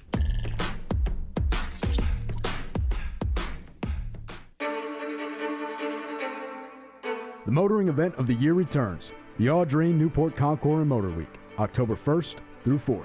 Witness breathtaking automobiles against a stunning backdrop of coastline and historic venues. From celebrated events like the Gathering and Concours d'Elegance to the all-new Supercar and Hypercar Concours, and free access to the Concours Village. There's something for all to enjoy. Join us in our Chair Jay Leno in celebrating automotive excellence, luxury, and community. A pitcher's duel from Cardines Field in the heart of Newport, Rhode Island. Gian Gamelli, left-hander, back out there on the mound. This will be his 4th inning of work. 1 hit, 4 strikeouts, and no walks. Mowing down Gulls left and right in this order. The power-hitting offense, that is, for the Newport Gulls. 244 batting average, that is 3rd best. But 16 doubles, that's the 2nd most. 7 home runs, the 2nd most. And if you're Newport, the focus has to shift from, from getting runners on base. It has to shift from scoring runs to just strictly trying to get runners on base and going from there and stringing together hits. Because even if you don't score off Gamelli, or even if you only manage 1 run, you want to get to that bullpen as soon as possible. He's a guy that's just having a really strong day, and it's not easy to beat guys when they're having really strong days. But if you work counts, you work up pitch counts, and you get more base runners on, he can only work so far, and then you can wreak some more havoc against the bullpen of the North Shore Navigators. Well, this is certainly a good part of the lineup for the Gulls to try and get those balls in play and get on base with Maddox Haley, Ryan Novak, and Cade Brown all due up. Maddox Haley struck out his first time up. Goes about 45% of the way there. It doesn't matter. It's a strike anyways. So Gamelli doing a nice job pounding the zone here. 2 walks in that first appearance of the season. And the strikeout numbers just through the roof for the left-hander, not messing around. North Shore scoring first. They did so on Saturday in North Adams. That being just the 2nd time they've done so this season. So the 3rd time now in 9 games that North Shore has found the scoreboard first. That one cut on and missed. Gamelli now with 2 strikes. Haley just couldn't get the bat head to. Yeah. You can feel it from up here, that swing. Little breeze. Beautiful thing when you can see a little dust pop out of the catcher's mitt when the pop of the pitch. Left-hander looking for his 5th K. Doesn't get the call. I really like the idea of changing the sights, though, there on Haley. Works with the high fastball, then tries to attack low at the knees, but Haley not willing to bite. And Haley, a really good fastball hitter. Maybe think off speed here, that's what it is, and it's fouled back. Still 2-2. Ryan Novak on deck, and then Cade Brown in this home half of the 4th inning. And they were there in that game last year that, again, fell behind 1-0 and then started to come back. So they're probably telling the guys over in that dugout, hey, just because you fall behind, remember, it's not over until, like Yogi Berra said, the fat lady sings. Got him for the strikeout. Haley down on strikes for the second time. 5 Ks in the book for Gamelli, and he's set down 10 of the first 12 batters he's faced this evening. Yeah, not quite those 8 strikeouts against his first 9 outs of the game, but still very competitive at that. 5 Ks against, as you just said, the first 10 batters and 12 batters faced, but 5 out of the first 10 outs being strikeouts is quite impressive out of Gian Gamelli. Now he's got a left-on-left matchup. Ryan Novak hit by a pitch in his first plate appearance back in the second inning. Nothing came of that. He was able to strike out the following 3 hitters. Miami University of Ohio product. 1-1. Which, I mean, on a side, I mean, that Miami of Ohio basketball team was really impressive. Yes. And they can be kind of sneaky in the MAC. And Ryan Novak has shown they can get some good guys in there. North Shore coming into tonight, 10.52 strikeouts per 9. That's the 4th highest in the NECBL. You'd imagine that number's skyrocketing right now out of the left hand of Gian Gamelli. I don't know if it's just me, but that fastball seems to have even more zip on it Yeah. as we've moved forward in this one. Got him looking. Back-to-back Ks to start the 4th for Gian Gamelli. 6 of them in the ball game. And Cade Brown will be due up. Newport's strikeout woes continue. I think coming off of 3 straight losses when the strikeout numbers were quite high, having to face a guy like Gamelli who has the potential to put anybody down on 3 pitches, definitely not favorable for the Newport Gulls, but they'll have to snap out of it sooner rather than later. Well, like Cade Brown's walk-up song says, the show goes on. Cade Brown, strikeout victim his first time up. He was caught looking. It was part of a 3-batter all-strikeout inning in the second, too. So that's Gamelli has shown himself to be a very good asset for the Navs coming into today. And North Shore beginning a span of 5 games in 5 consecutive days. They had the off day yesterday. 5 games in 5 consecutive days prior to that. And the pitching staff just took a hurting in that one. 3 of those 5 games, 6 pitchers were used. That one is ripped into left field, a base hit off the bat of Cade Brown. And that's the one thing about the Newport offense. Obviously, you're ecstatic to see, Cade Brown pick up a hit after back-to-back strikeouts. At the same time, getting a man on base with 2 outs is a lot harder to work around the bases than it is, obviously, if you can get an early man on board. But still an opportunity for Caden Cloud, who's off to an impressive start in the year, and with some speed with Cade Brown over at first. If he could sneak one into the gaps, especially that right center field gap we mentioned earlier, Newport could have this game tied up in the blink of an eye. Ooh. Caden Cloud struck out his first time up. Nearly gets hit in the head there, dodging it very skillfully. So Gamelli with an opportunity here. He's already through 3 2/3 brilliant innings. And if he can give Jack Hawk a little bit more length, be an opportunity for this pitching staff to get a lot of rest. The off day yesterday could be a lighter bullpen day today. 6 pitchers in that win over North Adams, and really the reasoning behind a lot of that was pitchers had to wait around in between innings, long innings offensively for the Navigators. Runner goes, pitches a ball, throw down to second base, not in time. Sengenberger, who already has 1 runner thrown out this season, unable to get Cade Brown as he moves up 90 feet. Yeah, and a good jump by Cade Brown, especially with the lefty on the bump. Showing off the wheels, moving into scoring position, makes the job a little bit easier for Caden Cloud, who is ahead in the count and has to kind of pick a pitch out that he wants to attack if it comes across the plate. Doesn't get the call, 2-1. Also gives Gamelli a bit of a warning sign in that regard of, these guys are fast. You have to watch out for them. Might be playing some mind games here. Thinking about multiple things at once. Exactly. Sengenberger now 1 for 12 at throwing out base stealers this season. Caught on and missed. 2-2. Gamelli a strike away from 4 shutout innings. Rickheim holding on. Cade Brown at second base, so there's a larger hole on that right side if Cloud is able to go the other way. Braxton Trammell on deck. Runner goes. Hit in the air to right field. That's hit well. Going back on it, Carpenter. It's over his head. It'll tie the game. Coming in to score, Cade Brown into second base with a double is Caden Cloud. And Caden Cloud, we talk about how young he is, just wrapping up his freshman year at Kentucky, but he plays with so much poise and so much experience down to his last strike against Gamelli, who has been racking up strikeouts left and right and just laces one the other way off the right field wall. It's good for extra bases, and it's good enough to tie things up for Newport. A two-out magic for these Newport Gulls offensively. Cade Brown with a base hit. After Gamelli had struck out the first two hitters, it was looking like he was going to breeze through the first four. Similar thing happened against the Mountaineers last Wednesday. We saw that happen with a lot of two-outs offensive heroics. Braxton Trammell 0 for 1 with a K, comes up empty. Well, obviously, I myself noted that obviously you want runners on with less than 2 outs preferably, but the situational, being able to come up in the clutch like Caden Cloud just did, the timely hitting, is very important. Well, Cole under pressure creates diamonds, and goals show that this season.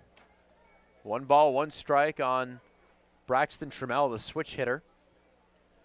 Chris Klug on deck if given an opportunity, but Gamelli wants to keep the score right where it is in an early pitcher's duel from Guardians Field. 2-1. And you mentioned the gap they had out in right field during that, where there was that big opening. I think even Caden Cloud saw that and was like, there's where I want to try and get it.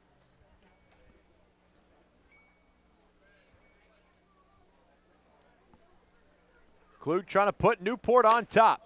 Takes that one high, 3-1. And the inning has slowed down a little bit for Gian Gamelli.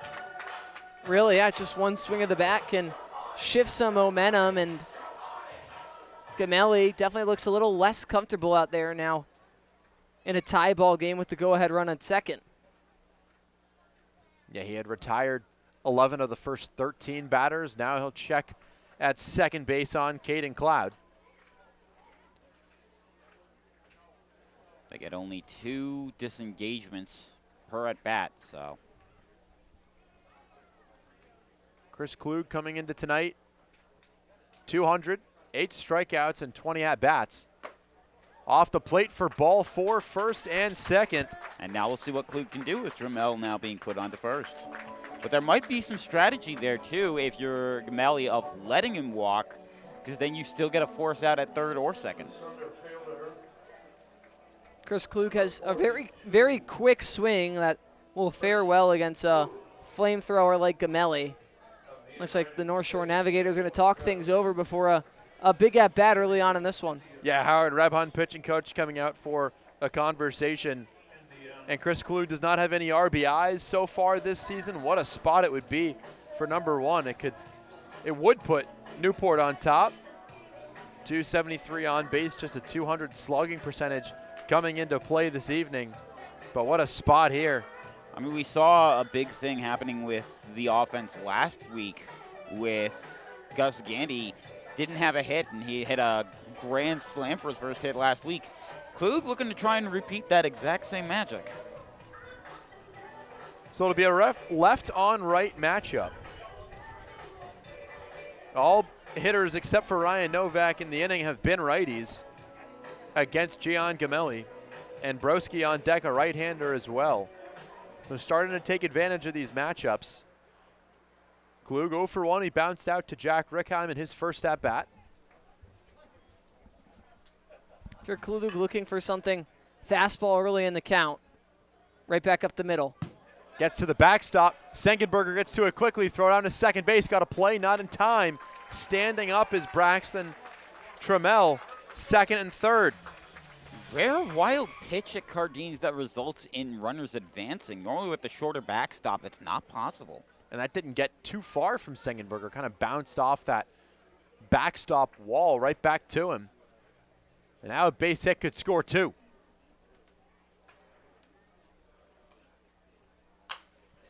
Pop-up foul, that'll make the stands.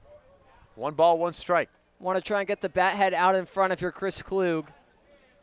Squares something up nicely. Gamelli losing a little bit of that calmness, a little bit of that control, and if Klug finds himself in an opportunity where he's ahead in the count, you have to be expecting fastball. And Klug just hammers lefties, as I mentioned. That's a wave and a miss. Didn't look too confident on that one.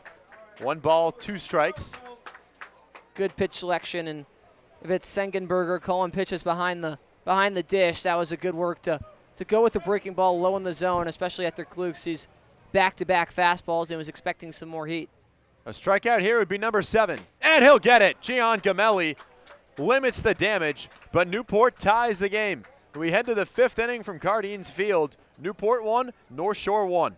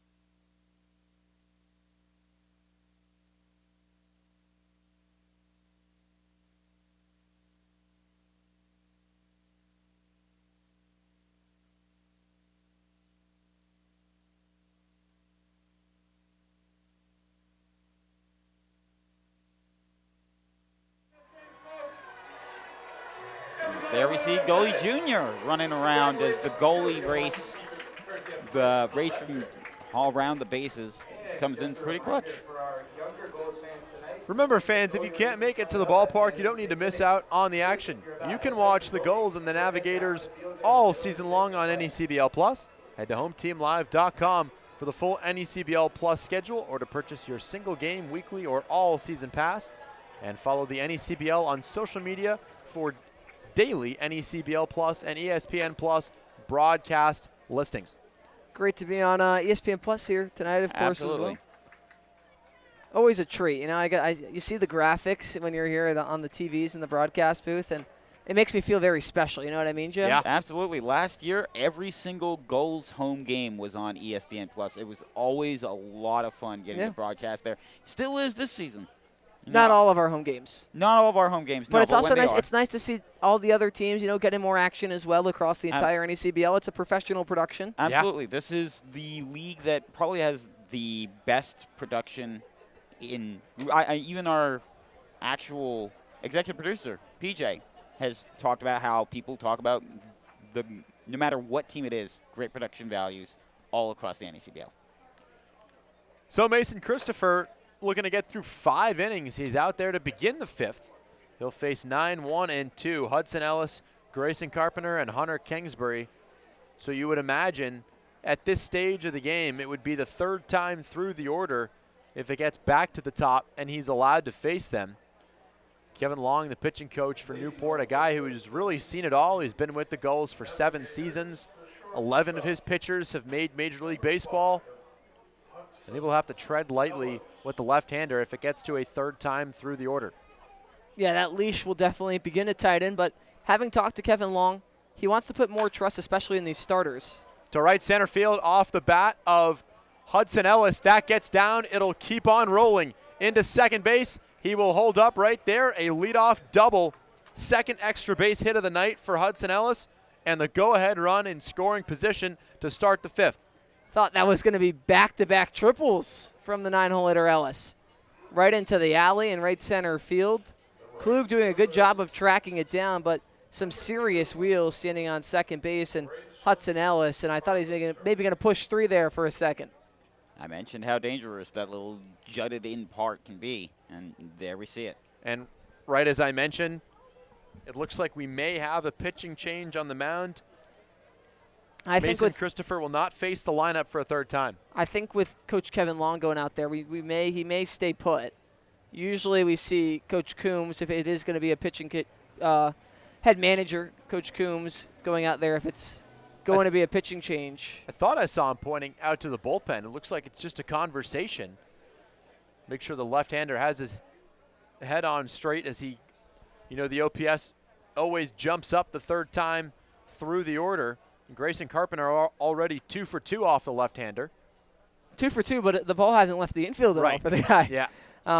Some fortunate hitting, if you will. He had the sharp ground ball at Braxton Trammell at second that Trammell was forced to come home with, of course, and he was unable to nab the speedy Hudson Ellis, but and then an infield single over towards third. But a hard out, definitely, most definitely. So it'll be interesting to see how Mason Christopher and Adam Broski go about dealing with this top of the order the third time around.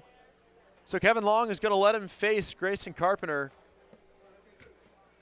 With Hunter Kingsbury on deck, Hudson Ellis with good speed out there at second base. The Navigators come into play. The third most stolen bases in the NECBL, 35 of them on the season. Ellis was into third base with less than 2 outs in the third. And we know how aggressive Jack Hawk can be on the base paths. Back up the middle, it's a third single for Grayson Carpenter. It's going to give North Shore the lead right back. Ellis touches home, 2-1. Yeah, and you mentioned that third time through the order, and the very first pitch into Carpenter's the best hit ball we've seen today, and this very well might be it for Mason Christopher. We talked about that tight leash, but maybe just a couple batters too long. Coach Coombs standing up over towards the dugout. We'll see if he makes his way out. And it looks like he's going to. Mason Christopher's day is going to come to a close, surrendering his second earned run on the evening. An impressive outing altogether still at that. But Newport now back behind after tying things up just a half inning ago. We'll have a new pitcher on the mound. We're going to step aside. Pitching change from Cardians Field. Navigators jump back out on top. They lead 2-1.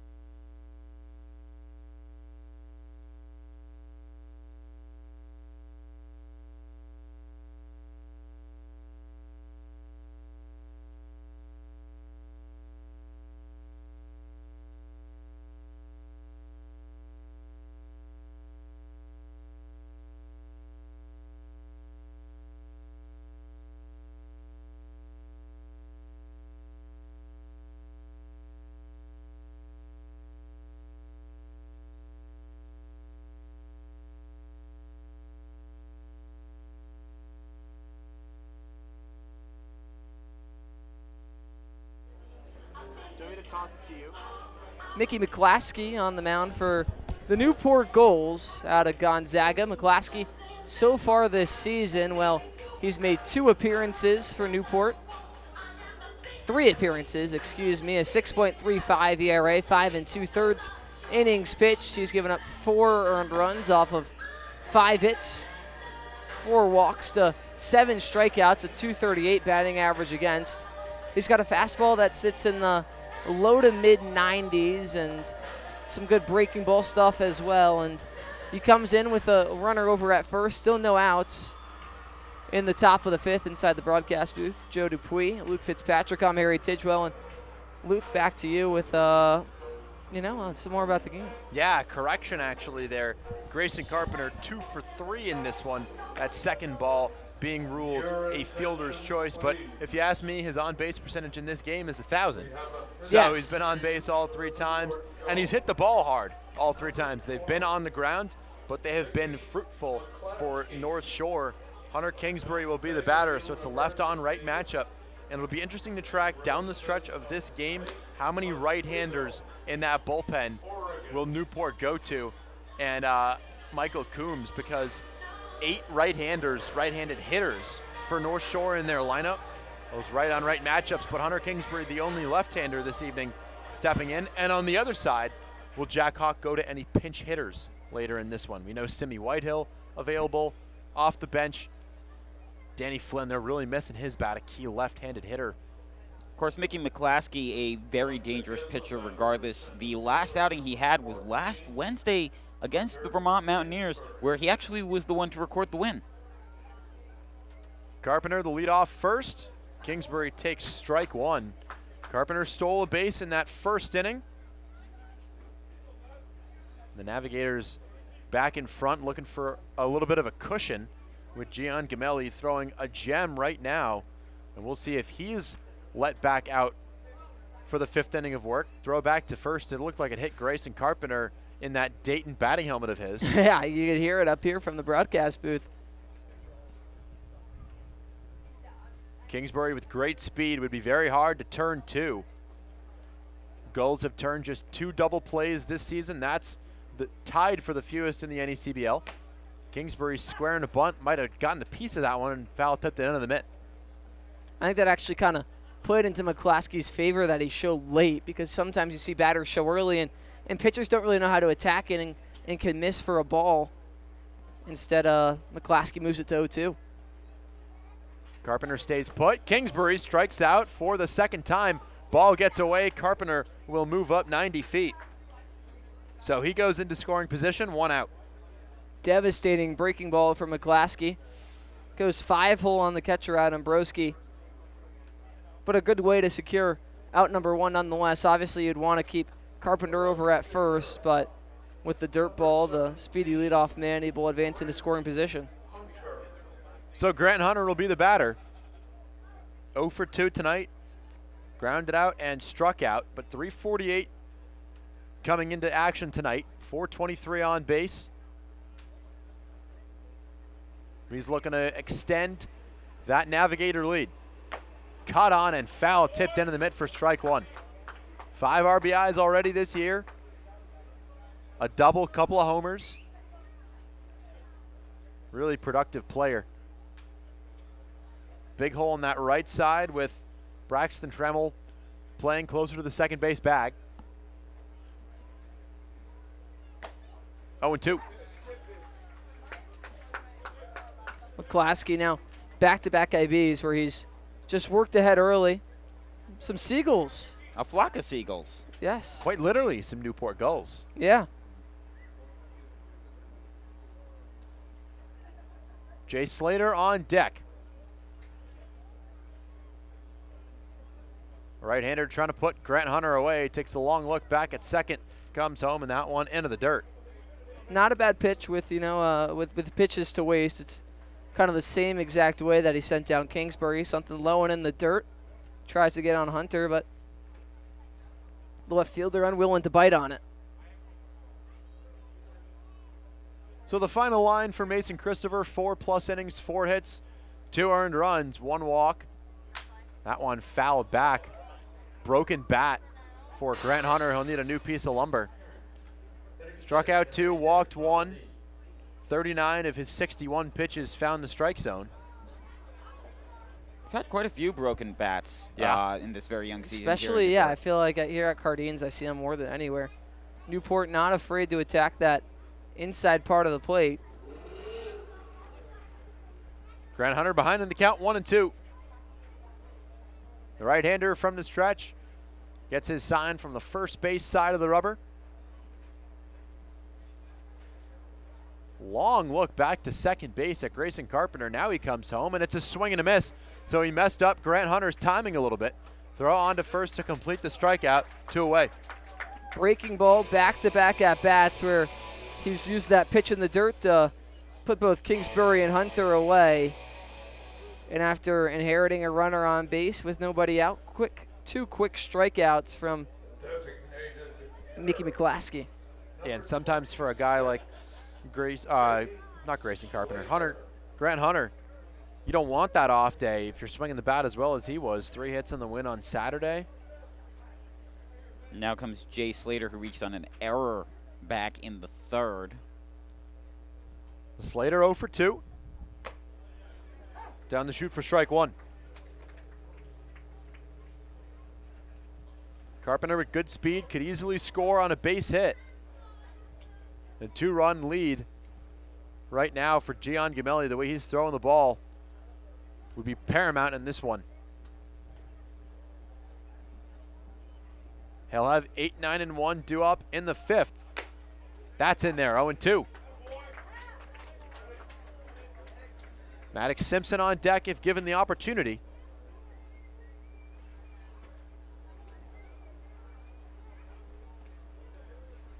Boy, McClaskey's just really slowing down and going at his own pace on the mound. Yeah, and his third time getting to an 0-2 count. His first inning of work. Trying to put away Slater. And he does. 3-pitch strikeout. Got him swinging at the top of the zone. Navigators regain the lead halfway home. 2-1 North Shore.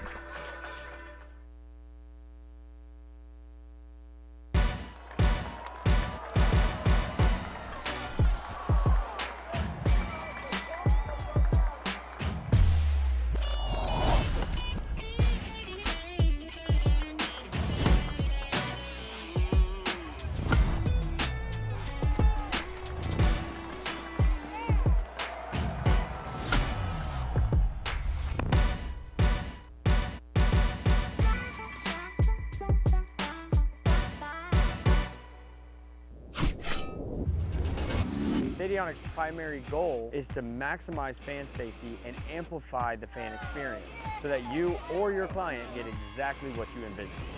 Welcome into beautiful Chapel Hill, North Carolina. It's downright gorgeous.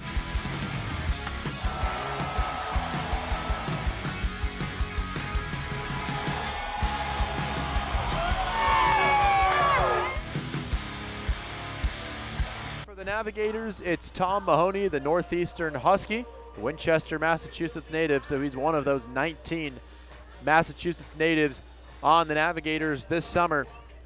2 appearances this summer, 1 start, does not have any decisions, also hasn't given up any runs in 4 innings, 1 hit, 7 strikeouts, no walks. He has been phenomenal. You know what else also is phenomenal? That Newport sunset you're seeing on camera right now. Oh, it's wonderful, Joe. One of the greatest things about working here as an intern is just seeing those sunsets. It's beautiful. Beautiful indeed. And, yeah, one great lefty to one great righty if you're the North Shore Navigators. And amazing sunsets all across New England that we see in the NECBL. All across New England. I mean, no one does it like Newport. No one does it like Newport. Yeah. But, no, seriously. Beautiful scenery across the NECBL. Mahoney, as you said, through those 4 innings pitched, yet to give up a single run, and the Newport offense hasn't exactly looked high-flying so far in this one. And if you could give them a couple good innings of work and relief out of the bullpen, this game could get quite late quite quickly. I mean, the Navigators holding on to a 1-run lead, exactly where you want to be. And final line for Gian Gamelli, 4 innings, 3 hits, 1 earned, 1 walk, 7 punch-outs. So he continues to mow hitters down by way of the K. But the Gulls made him work 72 pitches, 40 of them in the zone. And speaking of the Gulls offense, you've got Broski, Zyrus, and Salinas coming up this inning. So going to be a very interesting test for the new pitcher here for the Navs. Broski 0 for 1, and he hits the first pitch high in the air to short right field. Rickheim going out, Carpenter coming in. Carpenter makes the grab. 1 pitch and 1 out for the right-hander Mahoney. And I think if Newport wants to see more success offensively, they have to go back to what was working for them last week, which was seeing more pitches and making the opposing pitcher work deeper into counts. There's been multiple innings where the leadoff guy to kick off an inning has swung at the first pitch and put Newport in an early offensive hole. So a really good start to the season out of the left hand of Gian Gamelli. 7 innings completed, only 2 earned runs in his first 2 appearances, and those 8 days apart did not miss a beat in between them.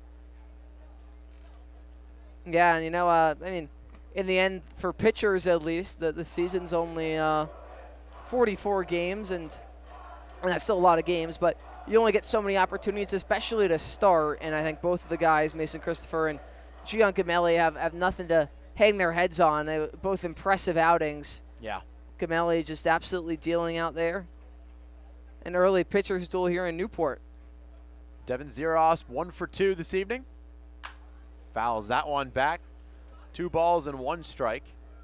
Tristan Salinas on deck as the Gulls order goes through for the 3rd time, trying to tie the ball game or take the lead.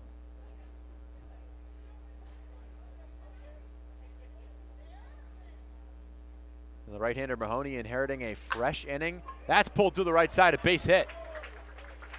So Zeros on with 1 out. And Tristan Salinas, another lefty, back-to-back lefties at the top of the order here, will get a chance. That smooth swing from Devin Zyrus. Even a pitch low in the zone, he just uses that power to yank something into the right field grass, and the top of the order with an opportunity for Newport to once again draw even, looking for back-to-back frames with some runs on the board after getting across 1 in the bottom of the 4th. Salinas 0 for 2, check back at first base. Zyrus back in safely. So second base hit tonight for Zyrus.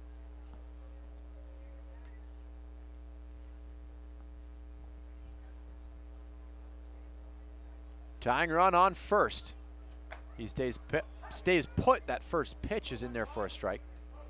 I think against a guy like Salinas, it's not a bad idea if you're Tom Mahoney to work the outside portion because of how pull-heavy Tristan Salinas can be and how aggressive he can be in the box, looking for anything on that inner half.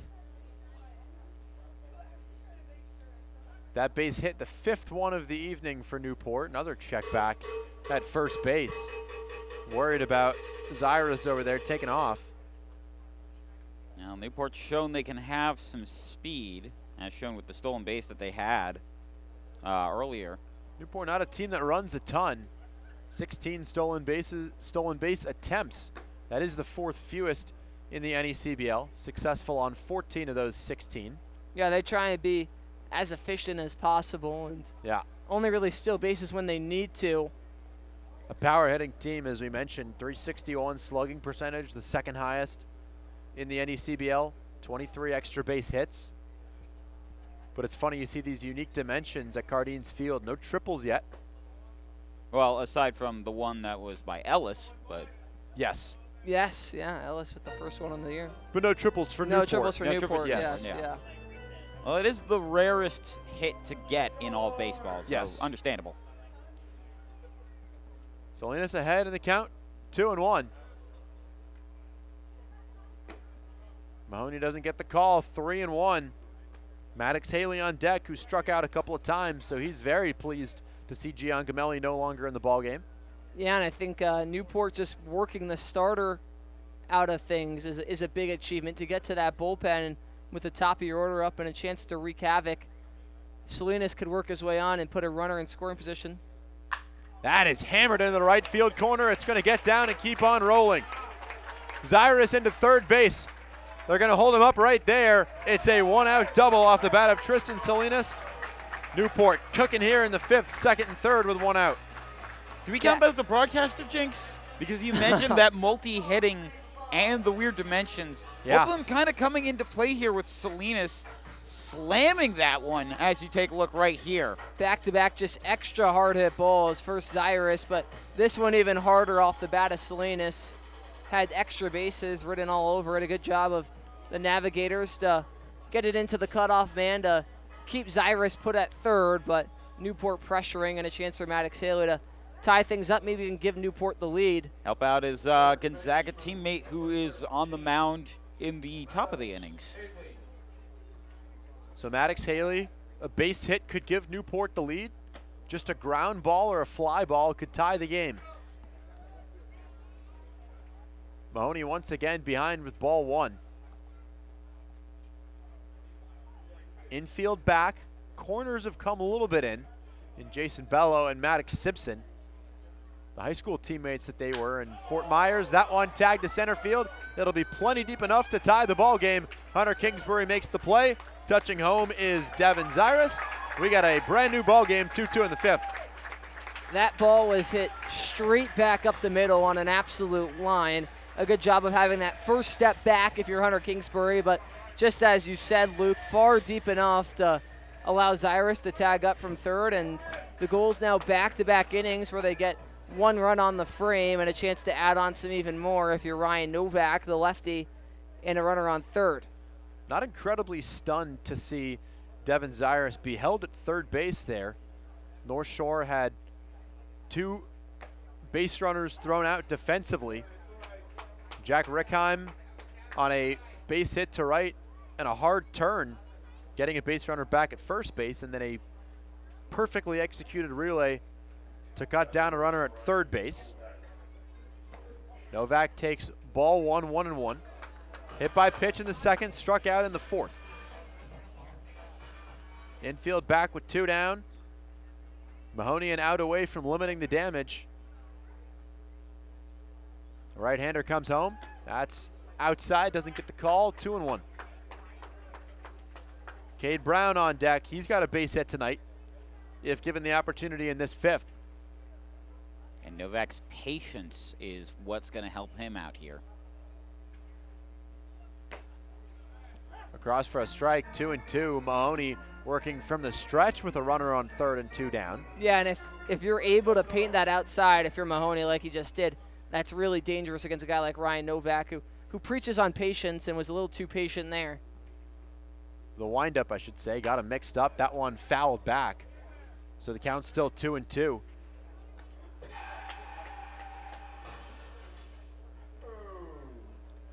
Great crowd on hand tonight, and if Newport able to bring in this run, it would be their first lead of the night. Yeah, we saw people over on top of the clubhouse earlier.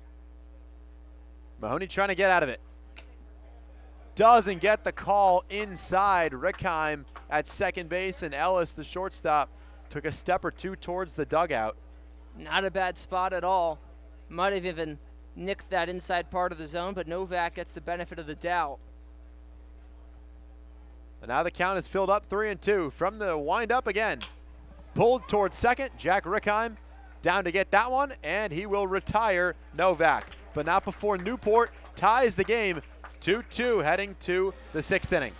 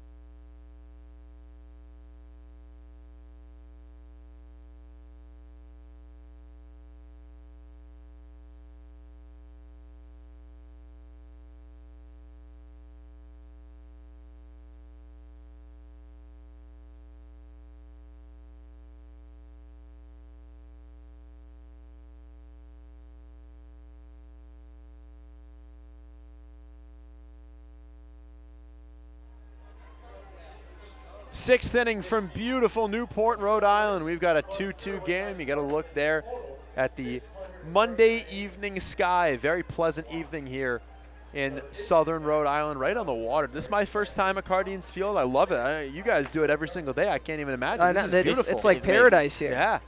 I mean, Newport is a little island by the sea. A Yes. little diamond by the sea. Yes, definitely. You know, my first summer here, of course, living in Newport, and it's been tremendous. I get to take in the weather. I get to go to the beach, hang out with my friends, my interns, like the other interns, like Joe, and everybody else on the broadcast ops and media team. Make me feel so welcomed. I really appreciate it. I came down here a few times before being a part of this internship because both of my parents are former military, and there's the military base that's on here, Fort Adams. And, you know, it's really amazing getting to come out here. You know what also amazing is Mitch McClaskey actually threw his 10th strikeout of the season to end the last inning. So definitely showing himself to be a good arm to go to in the bullpen for the Gulls this early in the season. 3 strikeouts. Yeah, I asked Dan Likas, who's not starting in this game, but I asked him before the game. He goes to the University of Rhode Island. What's it like being back in the state where you swing the bat collegiately? As Maddox Simpson digs in and takes ball 1, he said, you know, it's all right. I wish it were a little bit warmer here when I'm playing baseball here during the collegiate season. Yeah, my friend, and I consider more brother, my friend Phil served down here when he was in the military, and he said, yeah, it gets cold in Newport. Definitely a summer town, if you will. 2-0 on Maddox Simpson. Suppose that's not necessarily unique for many of these New England communities in the NECBL. No, absolutely not. And You know, Montpelier, boy, that. Oh, absolutely. And Vermont, New Hampshire winters. White River Junction for Upper Valley definitely knows that cold. But, you know, we get the trade-off then when it's hot. I mean, it can get hot. We touch, Yeah. you know, Oh, it's high steamy. 80s, 90s. But at least it's not. And I was talking to Devin Zyrus, who was just out in Arizona, saying it was 105 degrees. Goodness. 3-0 on Maddox Simpson, the 5-hole hitter leading off the top half of the sixth. He'll take strike one in there, so 3-1. Red light on. See if he gets the green light here. 3-1, you'd imagine so. Jason Bello on deck. He's 5 and 6 hitters. The former high school teammates, as I mentioned, hitting back-to-back, trying to bust out of their slumps. Simpson a tick late right there. Count filled up 3-2. And when he puts that fastball in the zone, it's really hard to catch up to. Just a matter of locating it, putting it across the plate, and making the Navigators really work for it. Klasky working quickly, and that one downstairs, so he walks the leadoff man, Simpson. We'll see if that sets the table in a good way for North Shore. Jason Bello looking to get off the schneid. 1 for 24 coming into this at-bat on the season, as I mentioned. It's been a ping-pong action offensively so far. Obviously, North Shore going up 1-0, but then Newport getting the one run. The Navigators score one, then Newport scores one, and the Navigators with the leadoff man aboard, threatening once again in the top of the sixth. So McClaskey set down all three batters he faced in the fifth by way of the K. Bello swings and misses, at the first pitch for strike one. And he's had a pop out and ground out for today. And McClaskey hoping to make it 0 for 3. Outside 1-1. Newport, as I mentioned, only 2 double plays turned on the season. Simpson gets his lead off of first base. He represents the go-ahead run. We'll see if Jack Hawk puts him in motion. He stays put on this 1-1 pitch. Bello behind it again, 1-2. McClaskey has loved using that fastball to get to 2 strikes, but then he likes incorporating the breaking ball a little bit more. Do we see him dig back into the dirt right here with a pitch or 2 to spare? Mess up the timing. That's all you got to do. Check back on Simpson at first base. And now with runners on, McClaskey slowing down just a little bit from that typical incredible pace with the bases clean. Wouldn't be shocked to see the fastball again here. It's off speed, doesn't matter. Bello, 3 swings and misses in the at-bat, 1 out. Yeah, and 3 of those strikeouts out of McClaskey's 4 have come breaking ball below the knees that he's able to get the Navigators to chase on. This time, Bello's the victim, and Sengenberger now up next. Sengenberger 0 for 2. He's gotten under the baseball both times. Flown out to center and left field. Simpson the lead on first. Nav's trying to bring him around and regain the lead. Strike one on the Seton Hall product. So I think between him and what was going on with, forgetting the name, I think between him and his teammate, I think his teammate won. Mason Christopher, Mason Christopher, yes. Yeah. I apologize on that. My mind has been going all don't over. worry. Goes a mile a minute. Sengenberger, a New Hampshire native, so he knows those New England winters, as we were just mentioning. And we even you go a little west of New England. I mean, Ithaca and Syracuse. Oh boy, absolutely. We're used to it. Upstate, man. it's a different animal. Yeah. Upstate New York is a different animal. The snow just keeps on piling. We all know it. All 3 of us. Simpson stays put. That's outside. 1 ball, 2 strikes. Yeah, I lived in Albany when they had that, like, the fires up in Canada and they had the smoke. Oh, yeah, yes. Wow. Like, I had never seen this. I've only seen the sky that yellow, like, twice in my lifetime besides that. McClaskey looking for his 5th strikeout, and he'll get it. Sengenberger down by way of the K. 5 of the first 6 hitters that McClaskey has faced, he has struck out swinging. And if you look at the replay here, Looks like he was trying to make Singenberger play golf instead of baseball. Yeah. So much vertical drop on that. I mean, that's a pitch that out of the hand looks like it's going to come in at the letters and finishes just inches above the dirt. Dangerous stuff for Mickey McClaskey. His ability to just mix it up. It's really just that high-speed fastball with that looping breaking ball. So Jack Rickheim digs into the box and takes strike one. Just trying to keep the line moving. Hudson Ellis, the 9-hitter on deck. Ellis with those 2 extra base hits tonight. Swinging a really good bat. Another check on Simpson over at first base. Newport very focused on him. Very interesting batting stance I saw just there from Rick Heim. Yeah. Yeah, wields the bat very far out over the plate. Big bend in the knees, closed stance, which you don't see often. Comes up empty there, 0-2. So McClaskey a strike away from retiring 6 of the 7 hitters that he has faced by strikeout. Yeah, and after a walk to kick things off, just an excellent response out of McClaskey. Runner goes. Pitch is outside. It's dropped by the catcher, Broski. No play at second, so Simpson swipes the second base bag. It looked like he was ready to throw. I think he dropped it on purpose to just get a better handle of it. I think he let Simpson take that one. Yeah, I think with the way McClaskey's throwing, let him find his out at the plate.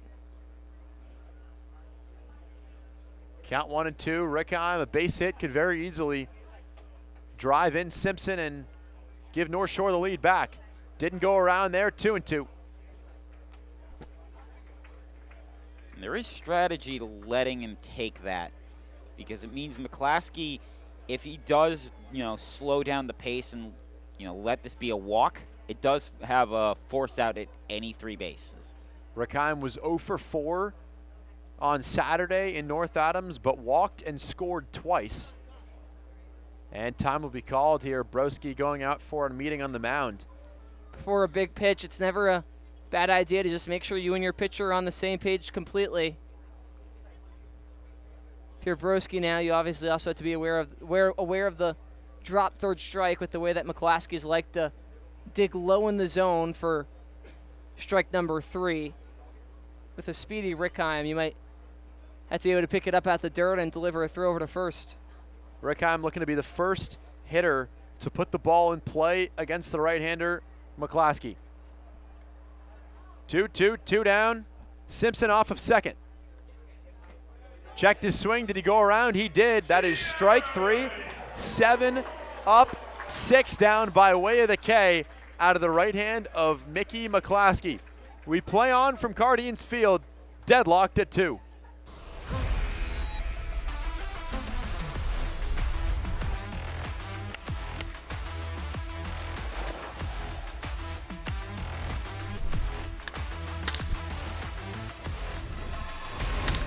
Looking to show off your Newport Gulls pride? Swing by the Goalie Shop, your official home for Gulls gear. From t-shirts and hoodies to hats and limited edition merch, we've got everything you need to rep Newport in style.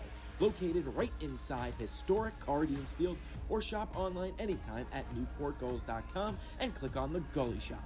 Don't miss out, grab your gear today and join the best fans in summer baseball. The Goalie Shop, where Gulls fans gear up.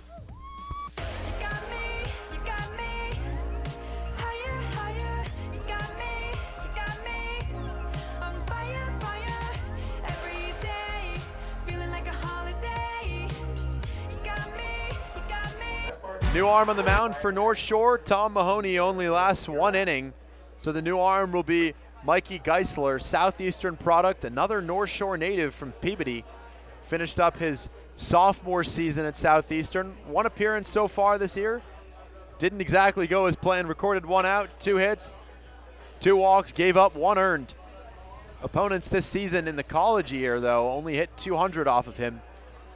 So he is able to get swing and miss and soft contact. He will get 6, 7, and 8 due up for the Newport Gulls, 5, 6, and 7 actually. Cade Brown, Caden Cloud, and Braxton Trammell. I'll admit I made a mistake here on this graphic. I had him as having gone to Northern Essex Community College. That is bad research on me. But you know, with these guys coming in from the portal, anything can happen. They can come from anywhere, and they find some surprises. You find some surprise players coming from different places in the NECBL. Yeah, and I think Newport, the offense has begun to wake up, if you will. Back-to-back innings where they've gotten at least one run on the board, and it's just a matter of carrying that momentum as you continue to work through the bullpen.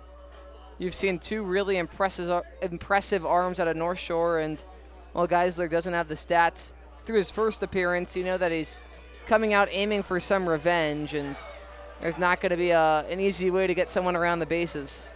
And you talk about, you mentioned, Joe, Northern Essex Community College. Jack Sarno of the Navigators attends Northern Essex Community College. Sarno, good friend of Mikey Geisler. The two of them both very goofy, very lighthearted. I asked Sarno if you could take a pitch from an arsenal of anyone on the Navigator staff, what would it be? He'd say, Mikey Geisler's fastball. Very live fastball out of the right arm of Geisler. Cade Brown with a hit today. And a stolen base. Yeah, He's Brown, a good leadoff man to get aboard. Brown singled and scored in that fourth inning, hits it hard to shortstop. Hudson Ellis takes his time and throws him out. One up and one down for Geisler. That one got to him quickly, and a good job of just scooping it up. A throw on the run nabs the speedy Brown for the first out of the inning, and when you're a man out the bullpen, that first out can sometimes be the hardest, but Geisler finds it almost immediately. Caden Cloud doubled and drove in a run in that fourth inning. He drove in Brown, who had singled ahead of him. 1 for 2. And struck out his first time up. Cloud here hoping to be the sword that busts open this game. I think both sides right now are kind of just sitting in that part of it. If it's a tie game in the sixth, who's going to grab the lead? Who's going to have the command as we head into these later innings? I don't know. I wonder if anybody got what I did there. 1 ball, 1 strike. Navigators 2-2 on the road, looking for their elusive first home victory of the season. 7-15 on the road in 2025, 9-14 in the month of June. 2-1 on Cloud.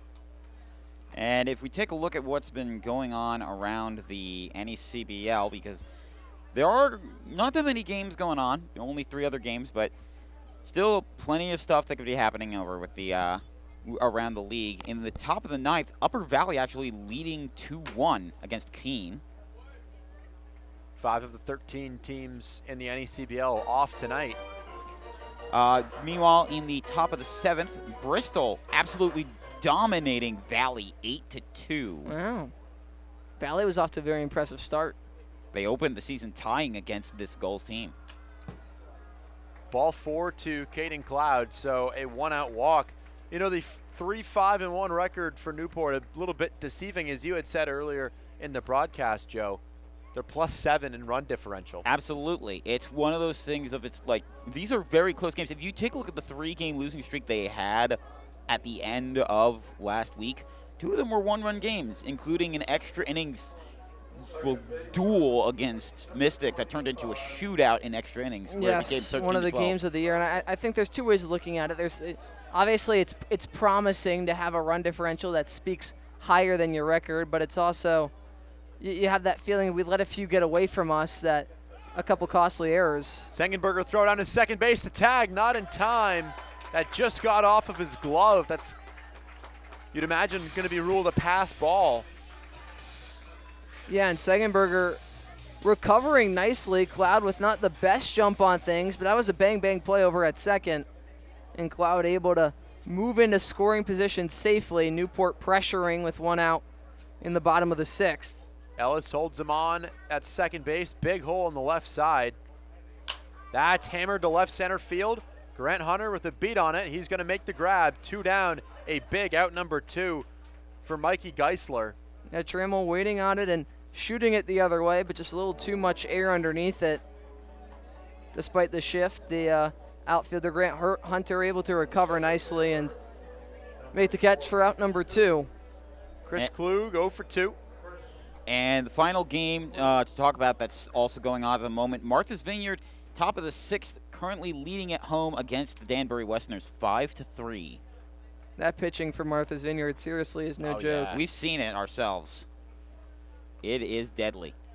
Best in the league, I believe. Yeah. Steamship Authority ferry to Martha's Vineyard? Yeah, and having them come here. Official traveling partner of the NECBL. I mean, whether you're planning your island getaway or you're an island resident yourself, there's only one way to go, and that's with the NECBL's partner, official travel partner, the Steamship Authority Ferry.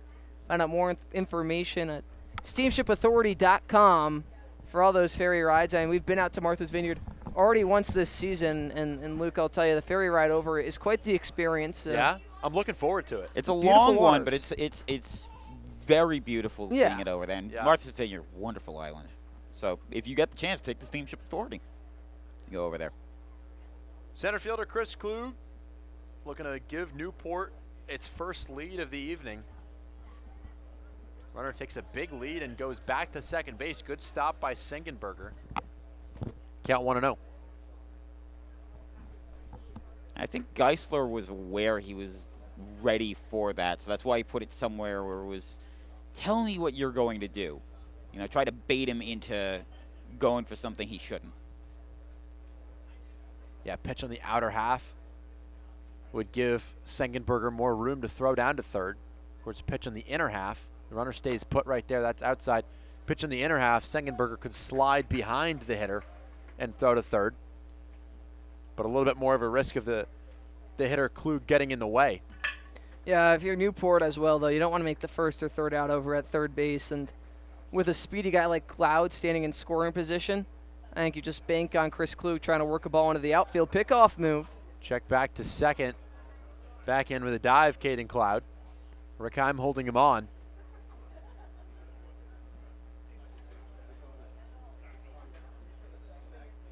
Klug looking for his first base hit of the evening. And in all likelihood with Cloud's speed, it would give Newport the lead. Went about 75% of the way, came up empty, 2-1. Just sawing him off on the inside. Klug knew that even with his quick swing, he couldn't get the hands in on that one, and just has to give up a half-offered attempt for strike 1. That's the downside, is once you realize it's maybe not in the zone you want to, you can't really pull back all that quickly. You overcommit. Klug, a really good 2 strikes hitter, so he's not afraid You're of getting to those situations. Pitch clock warning. All right, it's just a ball. 3-1. Yeah, the Gulls, very familiar with that. They actually won off of 2 pitch clock warnings against the Waves last season. I was broadcasting that game. Have you seen one of those yet, Luke? That was the first one I've seen. No. First one this season. That's going to be ball 4. It's really ball 3 of the at-bat, but with the violation, Klug will take first base. Second walk in the inning for Geisler, and the inning comes down to the catcher, Adam Broski. Yeah, and this is a dangerous spot now if you're Mikey Geisler on the mound, and they're gonna make a quick turn of the bullpen. The leash is gonna be short for the Navigators. Jack Hawk out to grab the baseball from Mikey Geisler. When we return, a new arm on the mound for the Navigators, trying to keep the score right where it is. 2-2 the tie. You're watching the NECBL on ESPN+.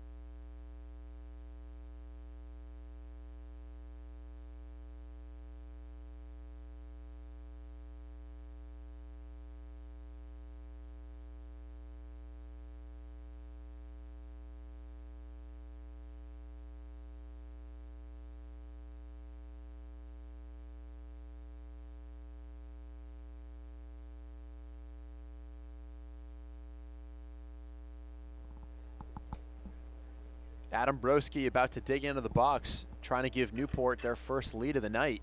It's a new arm on the mound for the Navigators, left-hander. That's Charlie Bergsma, a Harvard product, Naples, Florida native. He has been sensational so far this season. 2 appearances, 5 innings, 2 hits, 1 earned run, 1 walk, and 4 strikeouts. That is a .60 whip and a 1.8 ERA, 1.80 ERA. Slider, fastball, and changeup. Yeah, don't let the fact that he's 0-1 fool you. He is a threat when he's on the mound. And a southpaw going against this team, well, we'll see what he can do. I think what you got to think, what I'm sure the Navigators are thinking is facing Adam Broski is obviously an easier challenge than having to face Devin Zyrus if you're anybody, just looking at the numbers. And you want to find the third out right here. You don't want to play around with it all too much. Certainly not with Cloud in scoring position. But you'd imagine with 3 of the next 4 hitters after Broski due up that Bergsma would be allowed to go the 7th if he's able to get out of it. So Bergsma, the 4th arm tonight for the Navigators. It's another long bullpen evening. Important to note that Geisler didn't work very hard, so not a super long outing for him, as that one is in there for strike 1 on Broski. Technically hasn't even closed yet either. 14 pitches, just 4 of them in the zone for Mikey Geisler. 19 pitches for Tom Mahoney. Adam Broski with a lot of room down that left field line. If he could find something to just pull right over the third base bag. Swung on and missed. Bergsma a strike away from getting out of it. That might have been why they went for him, too. Not a huge strikeout pitcher, just 4 Ks in his 5 innings of work this season. Playing behind him is his Harvard teammate, Jack Rickheim, who holds on. Cloud at second base. Inside, 1-2. For Adam Broski with 2 strikes, 2 outs, just try and shorten up, put something back towards the middle of the field. Challenge the Navigators to make a play to end the inning. 1-2, 2 down, 2 on. Got him swinging. Charlie Bergsma out of the bullpen with a huge strikeout. He keeps the game tied. We head to the 7th from Cardines Field. Newport 2, Navigators 2.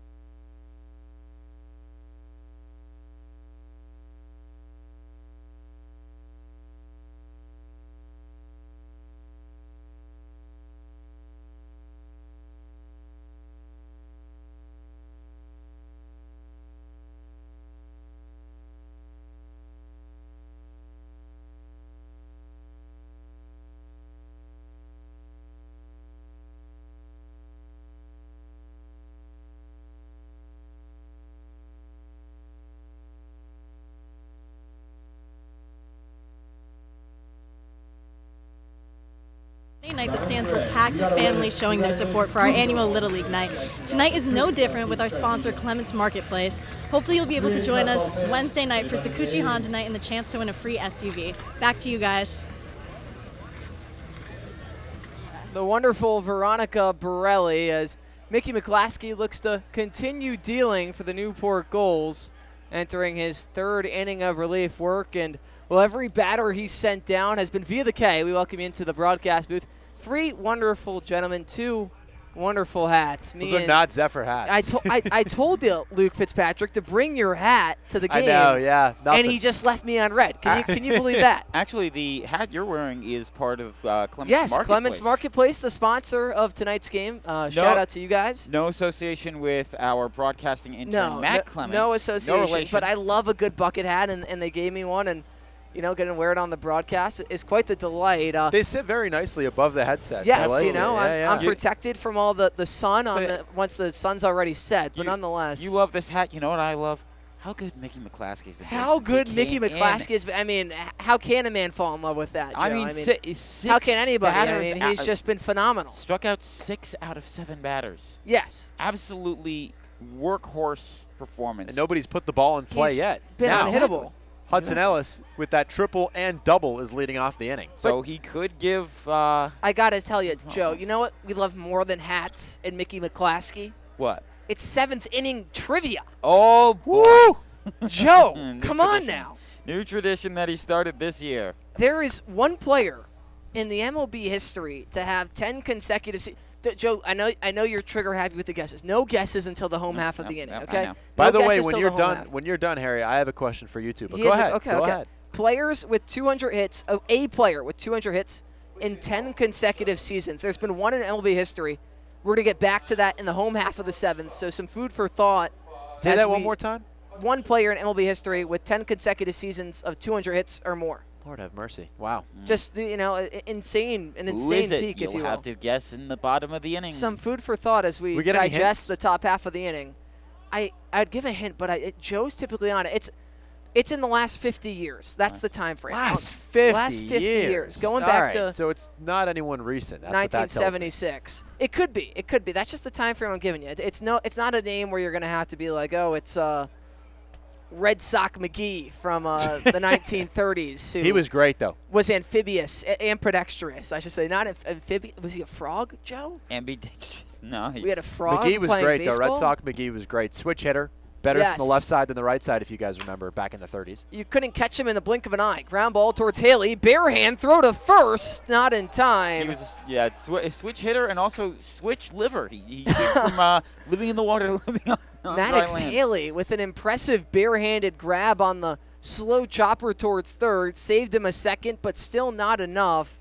You know, guys, we have our first cycle watch of the season, Oh, at least boy. for the Navigators. Yes. Hudson Ellis, triple, double, and single in this ball game. Not impossible to hit the ball out of the ballpark. That's No, he something will- we're going to have to keep an eye on. If the Navigators are able to keep the line moving, he could get a 4th at bat. How about the 9 hitter? Out of the 9 3 for spot. 3 tonight. But also notice it's gone from 3 bags to 2 bags to 1. Right. Maybe if he shows Now up it again jumps later back on, up. it'll be no bags. Uh-oh.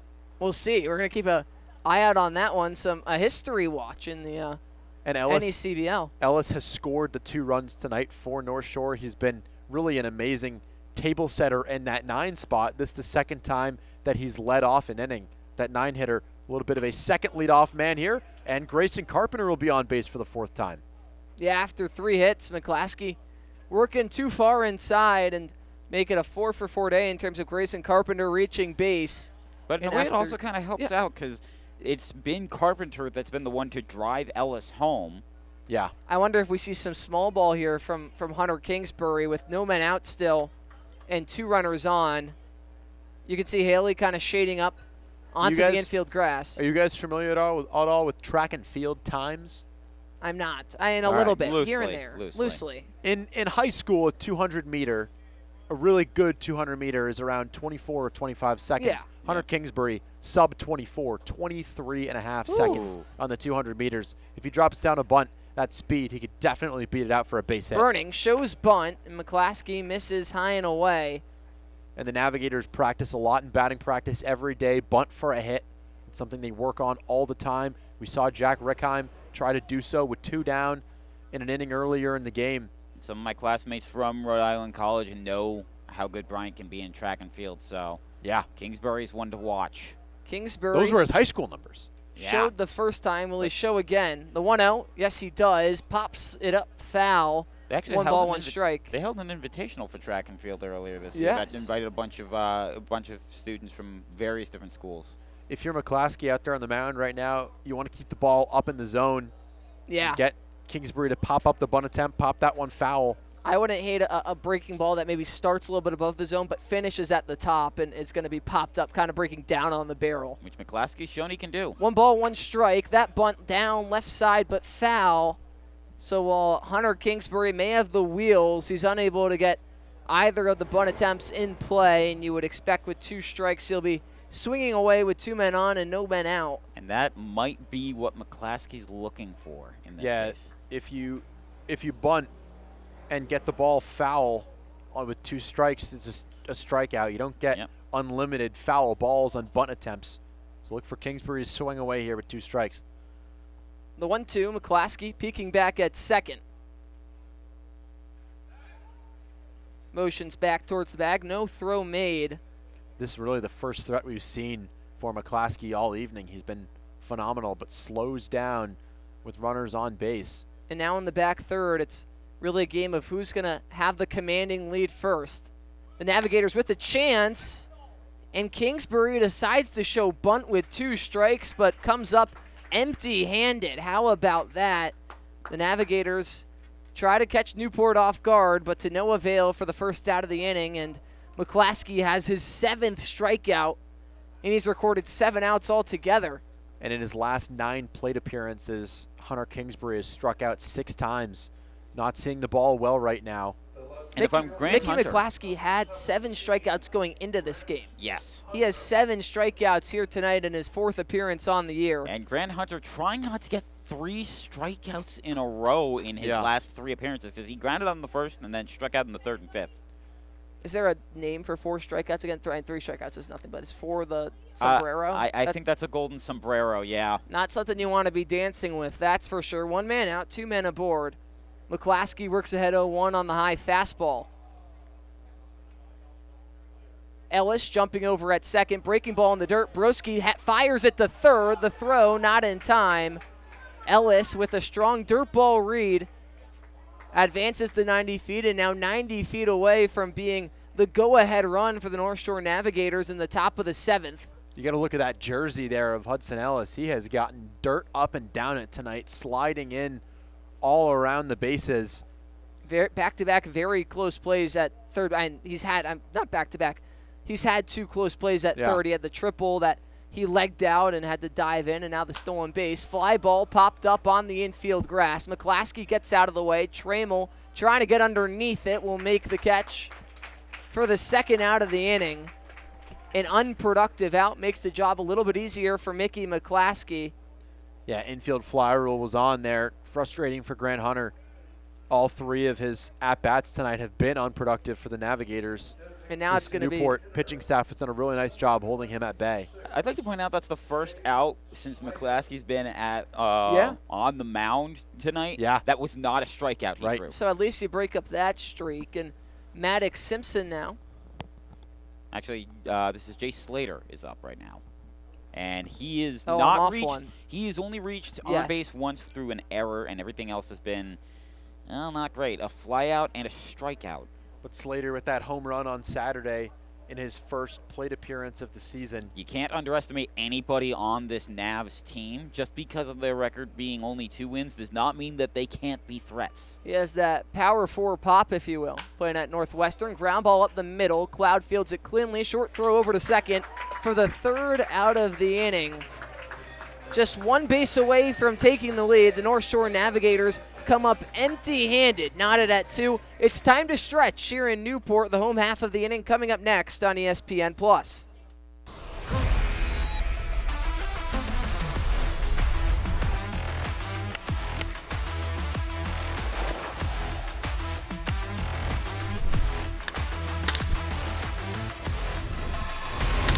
What makes a great team hat? It starts with a Z. For decades, Zephyr has been making the most iconic headwear in the game, trusted by teams, colleges, and pros. We cut out the middlemen and work directly with our manufacturers, so you get top quality, fast turnaround, and prices that make sense.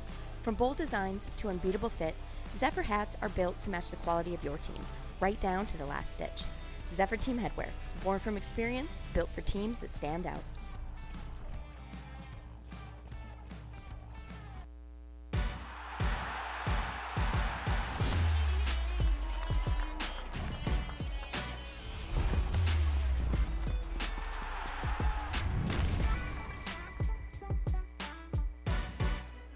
Take me out to the ball game, and we have a good one here indeed. The North Shore Navigators and Newport Gulls knotted at 2. 5 hits on both sides as well from Newport, Rhode Island on ESPN+. It's Joe Dupuis, Luke Fitzpatrick, and I'm Harry Tidgewell. Well, I promised we'd get back to that trivia question in the home half of the inning. For those of you just joining us, there's been one player in MLB history to have 10 consecutive seasons with 200 hits.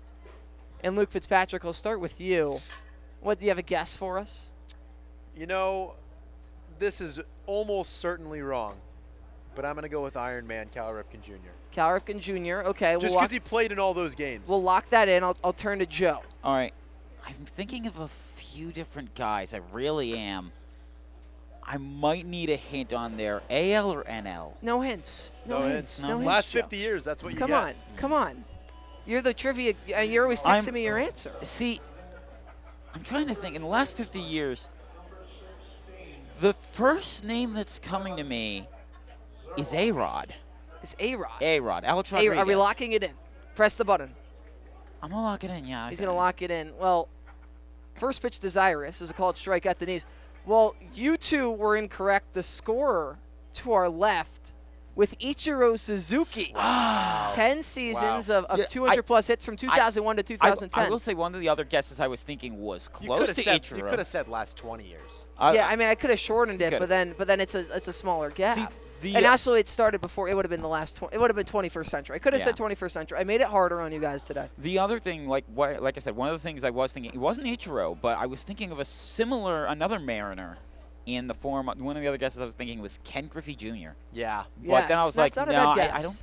don't think he had that many. Mike Basile wanted me to tell everybody that he got it right. Of course. He wanted to get shouted out. Of course. to Shout the out fans. to Mikey. Mikey's great. I got a little Best in the 7th inning business. trivia for Okay. you gentlemen. Yes. All right. Hit us with it.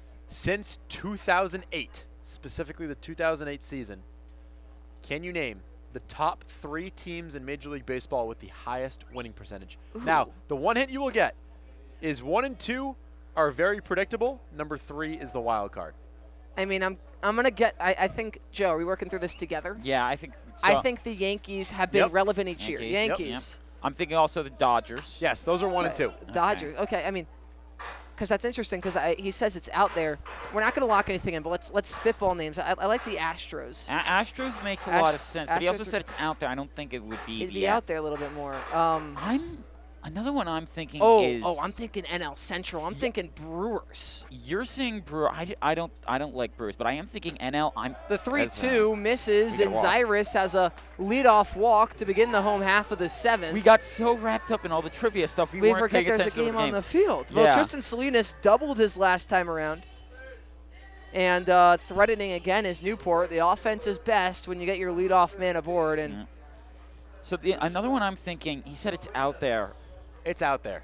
It's I'm out there. Thinking, I don't know why, I'm thinking Bryce Harper's Phillies helped out a lot with Interesting. that. And especially since they did make it to the World Series a few years ago and lost to the Astros.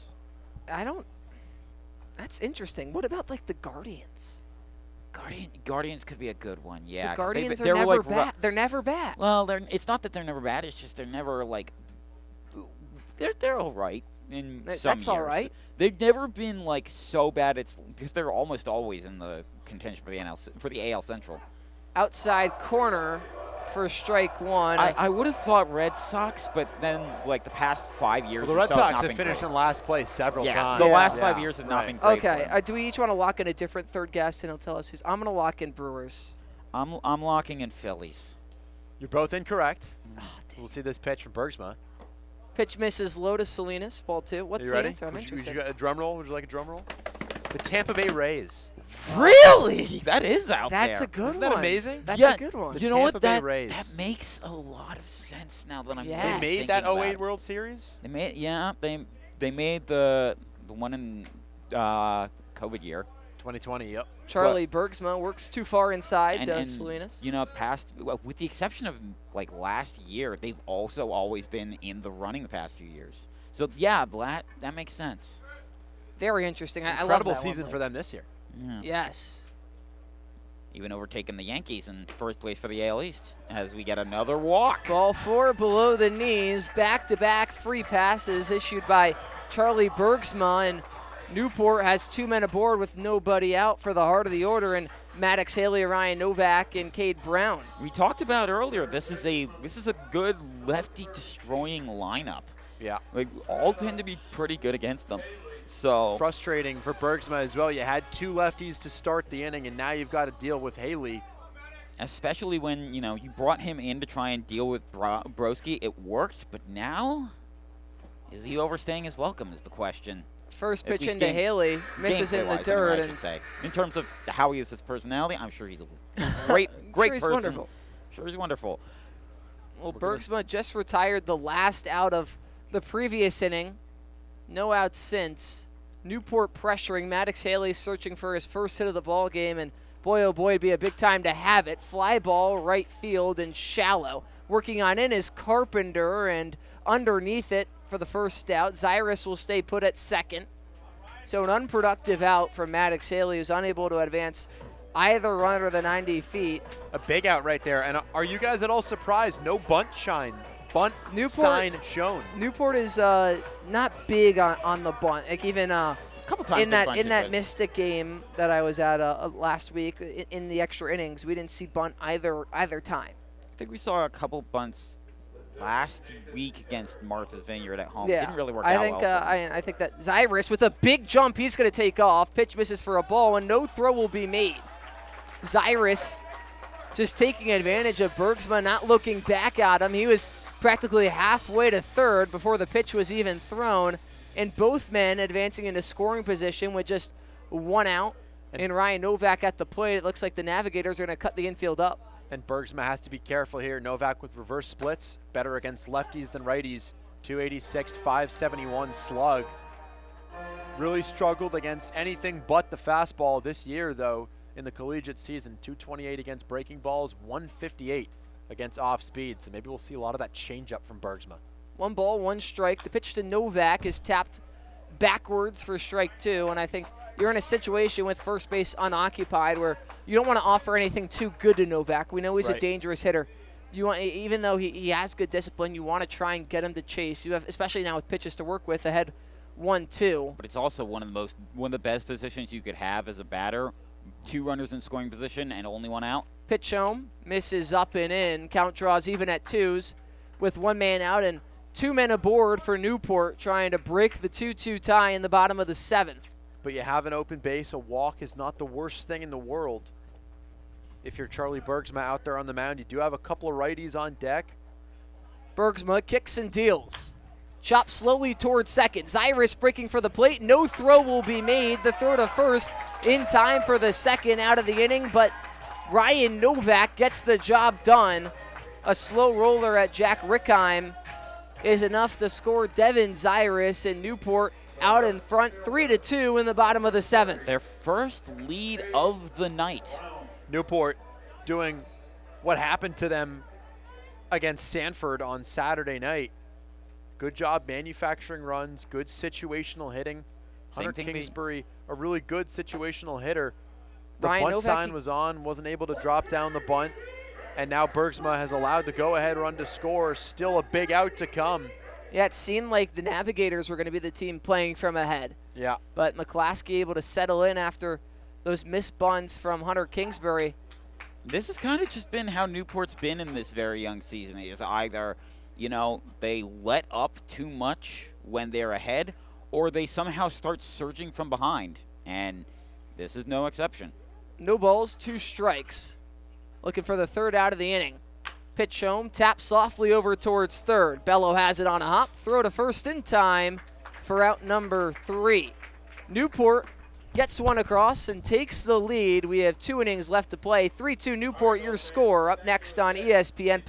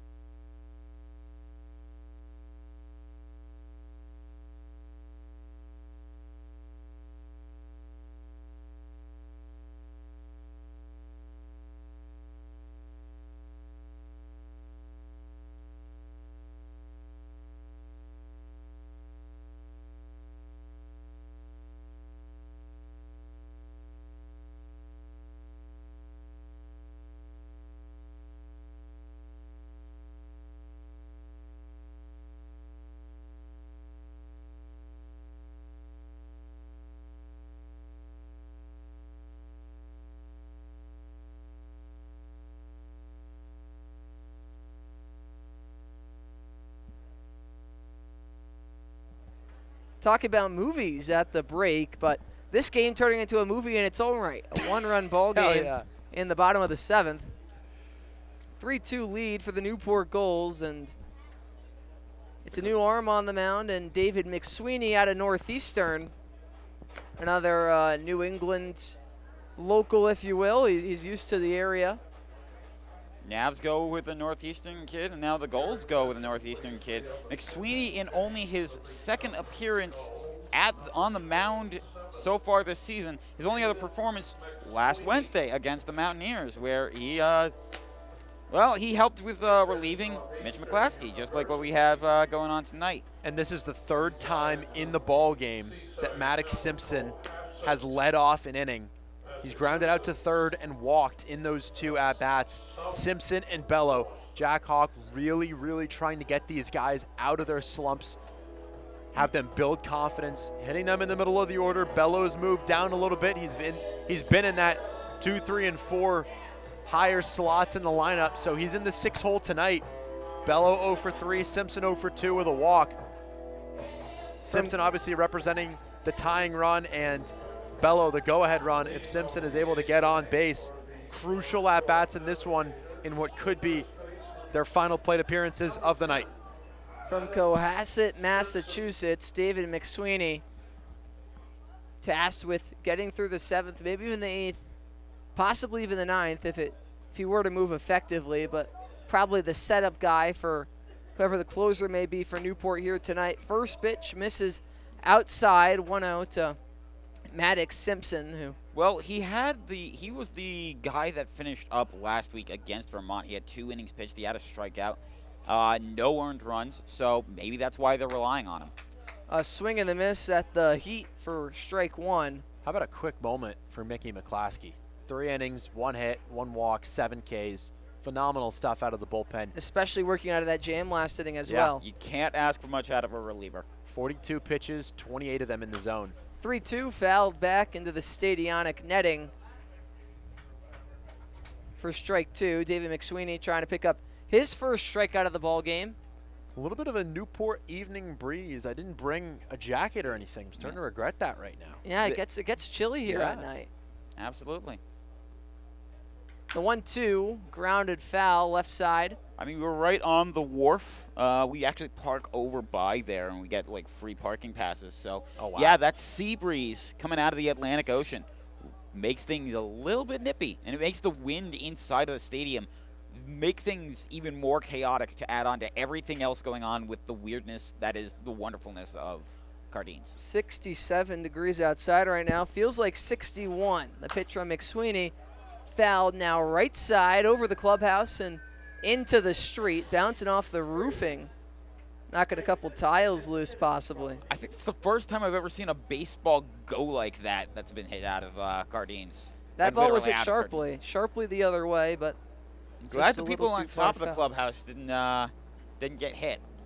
That would have been a tragedy. The 1-2 lined right side, working over his Salinas. He's not going to get there. It's a leadoff single for Maddox Simpson, and the North Shore Navigators trying to respond in the top of the 8th. Big swing of the bat right there for Maddox Simpson. Huge to get on base ahead of Bello. You got Hudson Ellis due in 4 hitters. We know what he's done tonight. Just pass the baton, keep the line moving.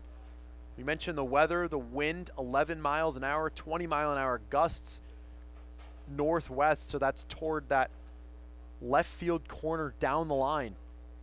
Pitch into Jason Bello, paints the outside for strike 1.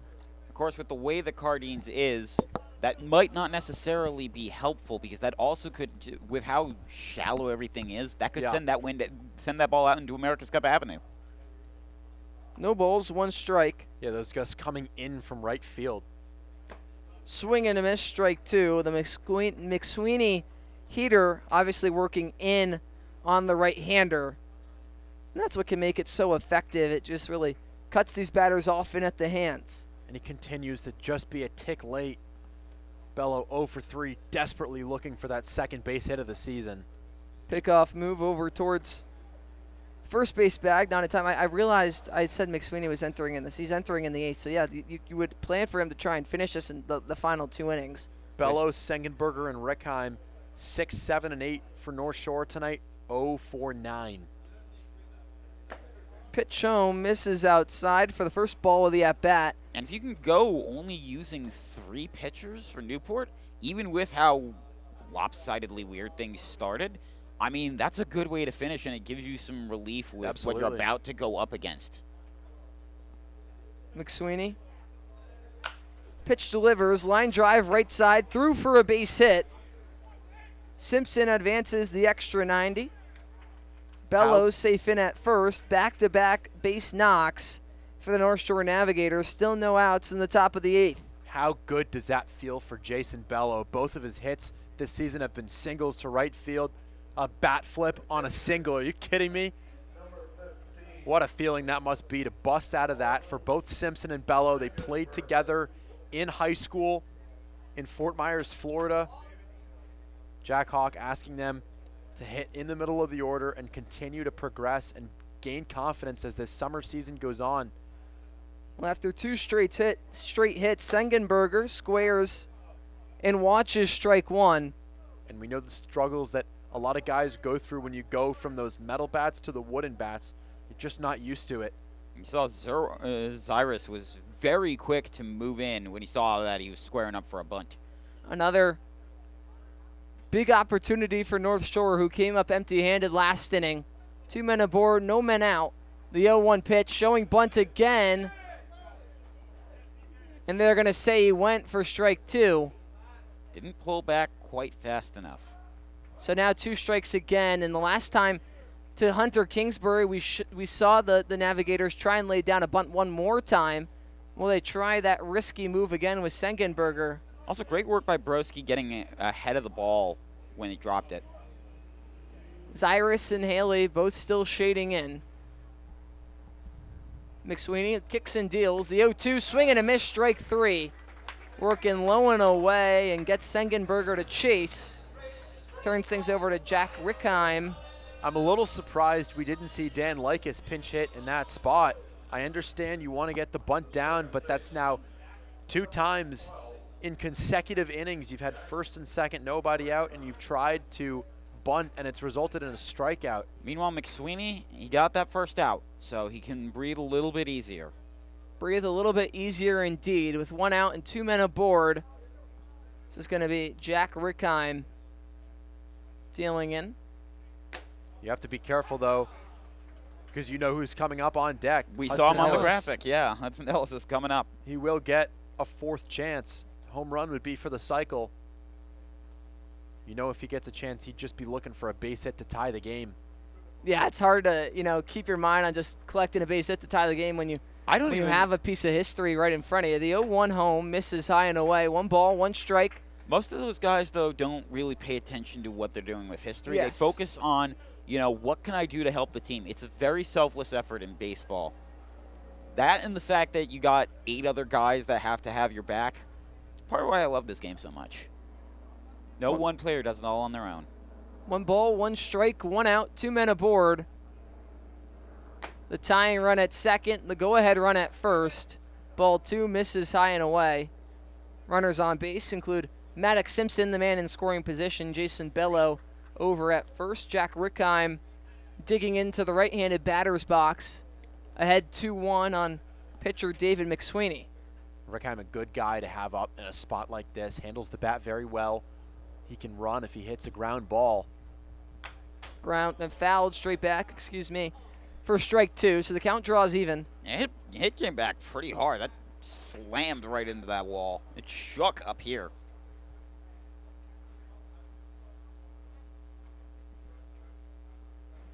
McSweeney picked up the Gulls' 10th strikeout of the day for the pitching staff.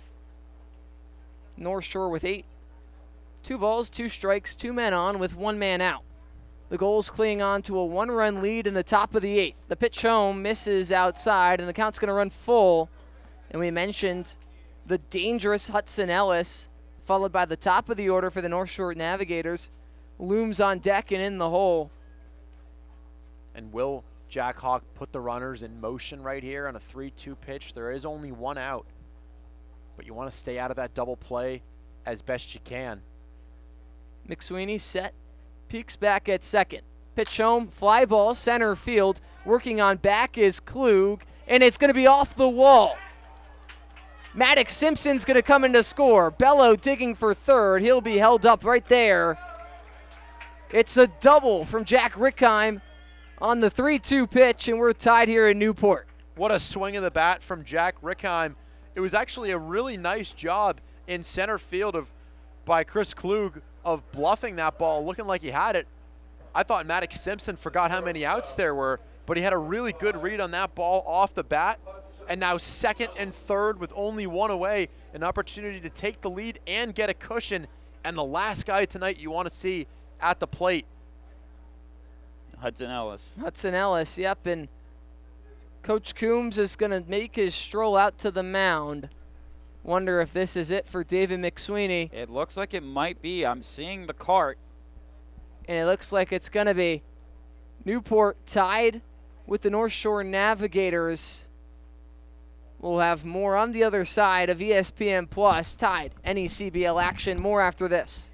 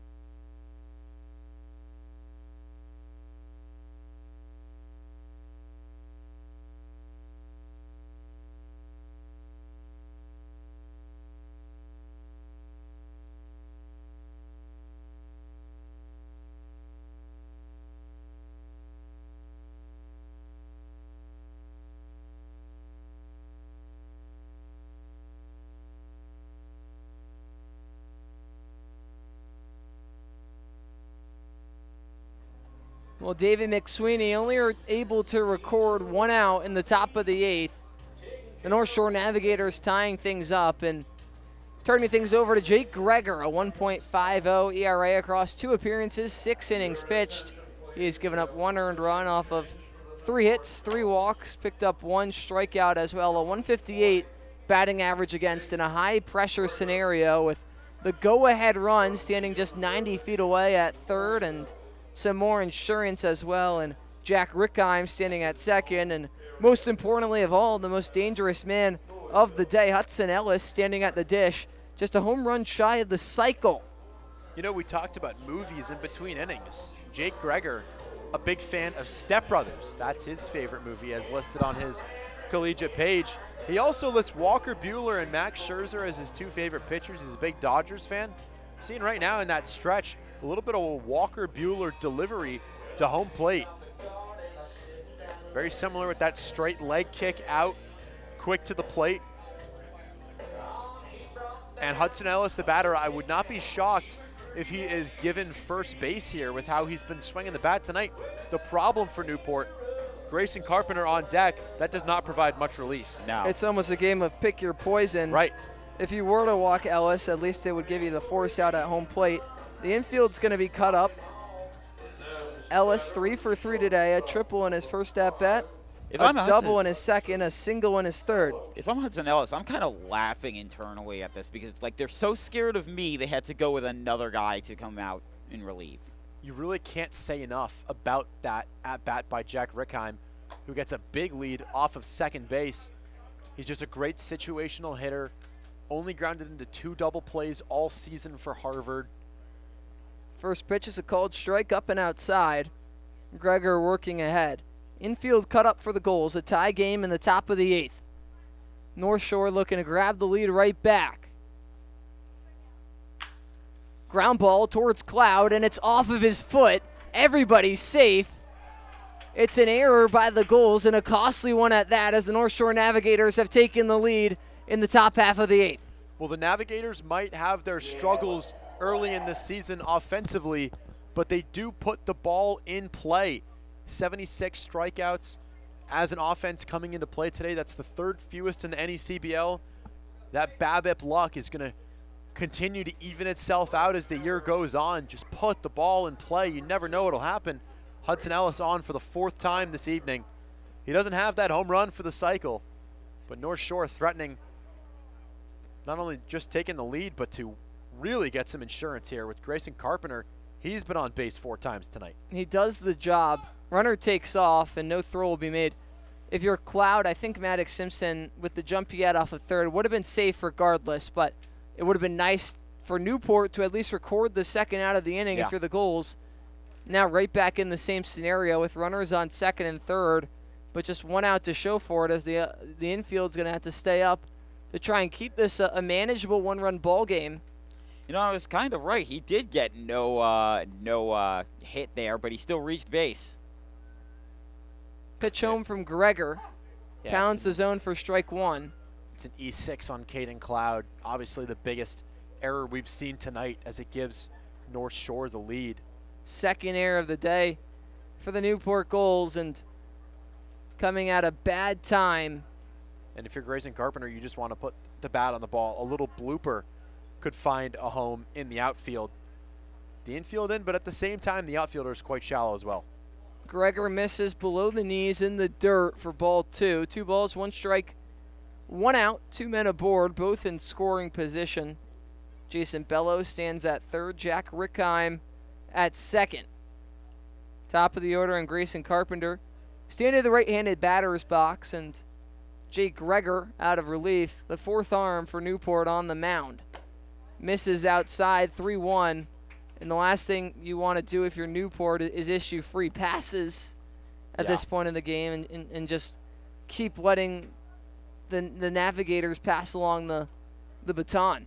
And I think if you're Grayson Carpenter, you ought to shrink the strike zone to the size of a dinner plate. Something middle, otherwise you let it go.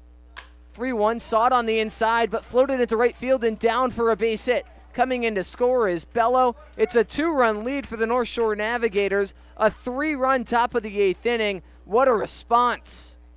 Put the ball in play late there on that pitch. Just got it into right field. Salinas playing very shallow, and it's still dropped in front of him. A good hold there by Jack Hawk on Hudson Ellis at third base, and threatening to blow this game wide open in the 8th inning. What a comeback. That's 3 RBIs from Carpenter tonight. Newport getting deja vu back to Saturday. A 3-2 lead against Sanford that turned into a 5-3 ball game. The North Shore Navigators, though, don't look like they might be done just yet. Hunter Kingsbury stands in, the lefty, facing the right-handed Jake Gregor. And what a chance it is for Kingsbury. The 0-0. Chop slowly back towards the middle, but moving right, and foul, touched by Adam Broski. He's only put the ball in play.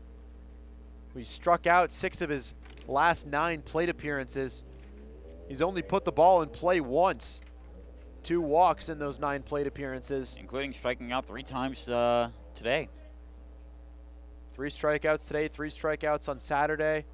Again, put the ball in play, even a ground ball off the bat of Kingsbury. He runs so well. Could very easily beat it out and bring in another. And a 3-run lead right now for North Shore would feel so good. 1 out with runners on the corners. The pitch home from Gregor, slapped the other way and threw into the outfield grass. 4 runs in the top half of the 8th for the North Shore Navigators. That one courtesy of Hunter Kingsbury's RBI single. In what was a 3-2 ball game just minutes ago, now in favor of the Navigators, 6-3. That is a beautiful piece of hitting. Just reached out and slapped it the other way. He understood worst case scenario, it's either going to be caught or a ground ball that he could beat out. Best case scenario right there, it finds a home and everybody's safe. And Grant Hunter, a guy who's due. We know how hot he's been, 0 for 4 tonight. Grant Hunter, the only player on the Navs lineup right now that has not reached base tonight. 5 hits on the inning for North Shore. Gregor's first pitch is a called strike 1. And Joe Dupuis, you mentioned this earlier about Newport just unable to put a complete 9 innings together, and that's why you see all these close losses on the schedule. Well, you and need to this have a one, goldfish unless they're memory. able to turn things around, may just be another. Well, you got to have a goldfish memory in any sport, but baseball especially. Forget about what's happened before. Worry about it later. Right. Even if later is the next inning or the inning after. Goldfish memory, next play. Exactly. Yeah. It's all about the pipeline, man. 0-2. Someone got that reference. One Thank out you. with 2 runners on.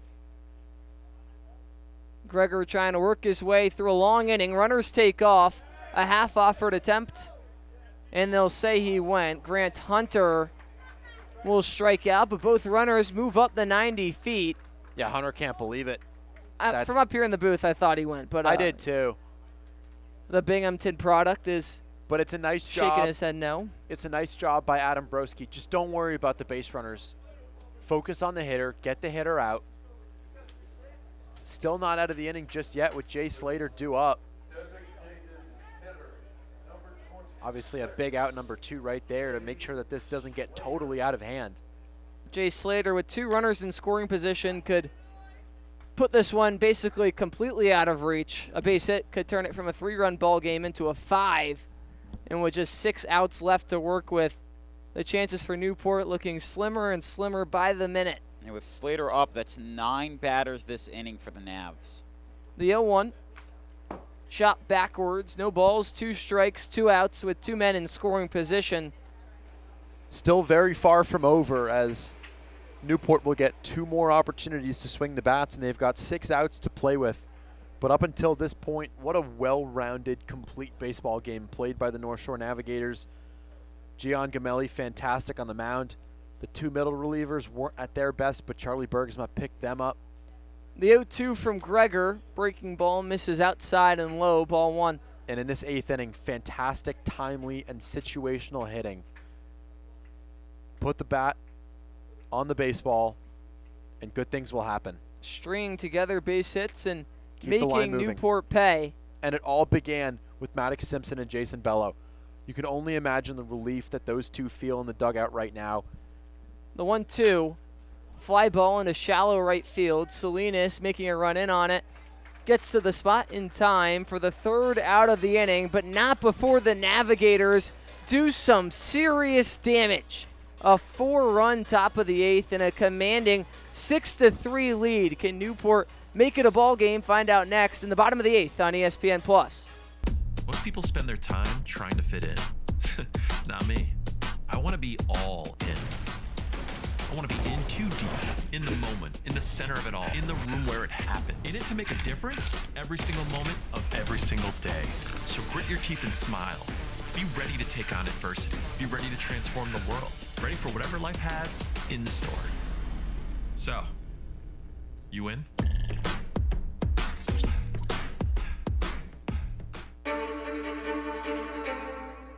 The motoring event of the year returns. The Audrey Newport Concours and Motor Week, October 1st through 4th. Witness breathtaking automobiles against a stunning backdrop of coastline and historic venues. From celebrated events like the Gathering and Concours d'Elegance to the all-new Supercar and Hypercar Concours, and free access to the Concours Village. There's something for all to enjoy. Join us in our chair Jay Leno in celebrating automotive excellence, luxury, and community. Tickets on sale now. Well, shout out to that wonderful guy right there. Running one of our cameras tonight, one of the broadcast operation interns, Matthew Benestad. It's his birthday. His 20th birthday. The big 2-0. He's done with the teens. He's into the 20s. Lip syncing to Journey. Lip syncing to Journey. What rather way would you celebrate than with the Newport Gulls coming back from down 3? You know, that would be amazing, yeah. You know, I've got an opinion on birthdays, gentlemen. Yes. Right there, if we were to say, you know, you often say, let's say someone turns 30. You tell them, oh, you don't look a day over 25, right? Yeah. Thank you. I am 30. You can't tell him that he looks a day over 15. That's just weird. That's not exactly a compliment. Yeah, don't. There's a point on a graph. Oh, happy 12th birthday. You don't look a day over 5. Where it crosses over Wouldn't from be a compliment. You look older. Oh, it's a compliment when you're little to be. Oh, you look like you're a big kid. To, yeah. At some point, it crosses over. I don't know when that. I'm that mark 21. is. I don't like being told that I look young. I think it's around teenage years where it's like, hey, you look exactly like the age you just turned. Right. Right. There's an equilibrium point. Where the only thing that might be upset is the person being like, well, I want to look like I'm 21 so I can drink. Whoa, Joe, come on. I'm just trolling. I didn't. The 0-1 to Caden Cloud. Drinking. What is this activity? What are we talking about? I don't know. I think it's this thing where you take a liquid and you put it into your mouth. Like water? Like water, exactly. Like water, I'm familiar with that. The 0-1 to Big Cloud. water fan. Oh, water rules. I'm a big carbonated water. I like you can't live without it, I would argue. I like Poland Spring. Me, I'm more of an Aquafina person. Wow. Yeah. Unpopular. That's a We're hot giving out take. free ads right now? No. Wow.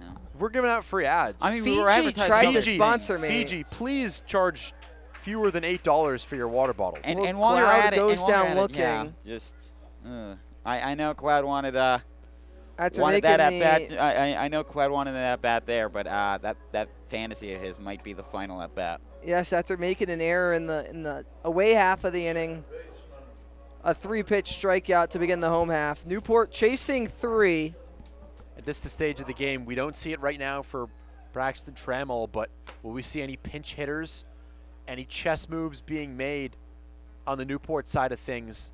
Newport hasn't by been big. Michael Coombs. We've seen a couple instances this year where they've turned to a pinch hitter, but in most scenarios, it's been sticking with the guys in the lineup. Braxton Trammell watches a breaking ball on the inside. 1 ball, 1 strike, 1 out. I'd argue it's part of the way Mike Coombs does things is he wants to make sure that guys get the reps that they deserve and helps to develop because that's what this And he league wants is to throw about them into regardless. situations even when they might be uncomfortable. Exactly.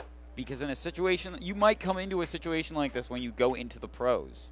And you can't just back out of it just because, oh, it's the collegiate level. No, in the real MLB, you're going to have to man up, put on the big boy pants and go out there and make a comeback. The big boy from being pants. down by 3. Exactly. You have your big boy pants on today, Joe? I have my gentleman's slacks. Gentlemen's slacks. Where do I think those fall? qualify. Where do those fall? Are those included? I think those count. Yes, as we see the Navs bullpen next to the Gulls bullpen. Trammell looking for his first hit of the ball game. Watches ball 3 below the zone. The count runs full. Yeah, how about the mental games that can be played? The bullpens right next to each other, the dugouts next to each other. Absolutely. Yeah, it can.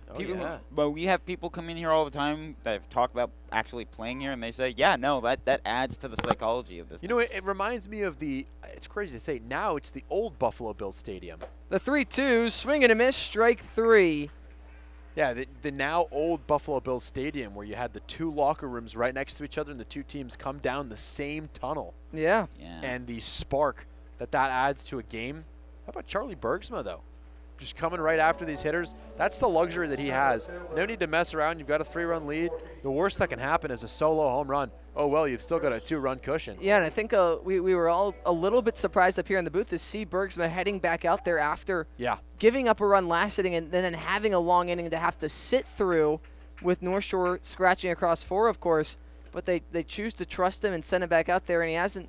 He's impressed and really settled in his 3rd inning of work. A little surprising, but I kind of like the move by Jack Hawk. It's a move of the chess pieces. His last outing was in that game against Valley on Thursday, in which the Navigators fell behind 6-0, came back, tied the game 6-6. Bergsma actually got the loss in that game as he did allow the eventual game-winning run to come across to the plate. Klug fouls the 1-1 back, 1 ball, 2 strikes. Yeah, but he gets another opportunity. He gave up the go-ahead run in the 7th. His offense picks him up this time, and now he has the opportunity to earn the win in this ball game and rebound here in this 8th.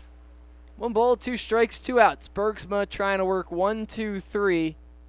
Pitch home. Called strike 3 on the breaking ball. So after surrendering 4 runs in the top half of the inning, the Gulls left scoreless in the home half. A 6-3 commanding lead for the North Shore Navigators as they try to pour on even more as we head to the 9th.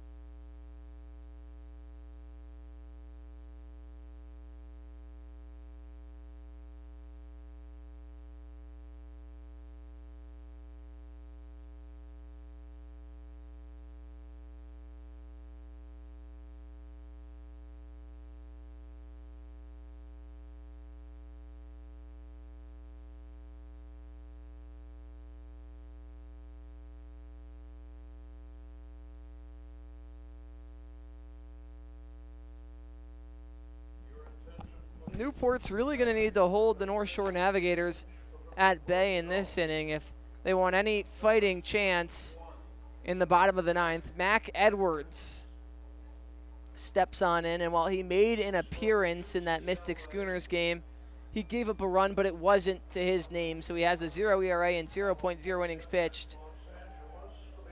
This is really his first taste of action where he wasn't thrown into a extremely difficult scenario. Some hacky sack out in left field. You know, I was at the Sanford Mainers Stadium, and they had no hacky sack signs everywhere, and I felt like I was in the movie Footloose. I was like, hacky sack's illegal? And then the Newport guys played anyways, and I guess that put a curse Navs on. did too. I don't think that's exactly obeyed. Yeah. And, you know, I find it very interesting going to Mac Edwards, the UCLA product, the team that reached #1 seed in the tournament. And we won't talk about what happened in that tournament, but, you know, they have shown themselves to be incredibly skilled. Well, and I think Mac Edwards, maybe that's why they're giving it to him, to give him maybe some redemption from that. I didn't see much action with the Bruins this season. 2 appearances, just 1 total inning pitched. A 9 flat ERA, 250 batting average against. You can see he's got the Bruins blue underneath the Gulls white here tonight. I mean, they don't really have cold like this down in LA. No. Yes, you know, this is definitely on the chillier side for him. It's chilly for our boy Luke Fitzpatrick to the left no of me. doubt. No Joe doubt. Dupuis on my right. No, not for me. I got the long sleeves on the coat. Joe Dupuis, you know what I say, Joe? I'm always cold. You know why? Why? I have ice in my veins. I knew you were going to say something like that. I'd also say I also still technically always cold. I just won't say why because I'd rather not. As we see a very familiar do-up here, we have Simpson, Bello, and Sengenberger. And the reason I say it's familiar is because that's literally how the do-up was to And start the 8th. that's the 4th time in this ballgame that those 3 have been due up to start an inning. Simpson grounds one towards Haley, and it's an error.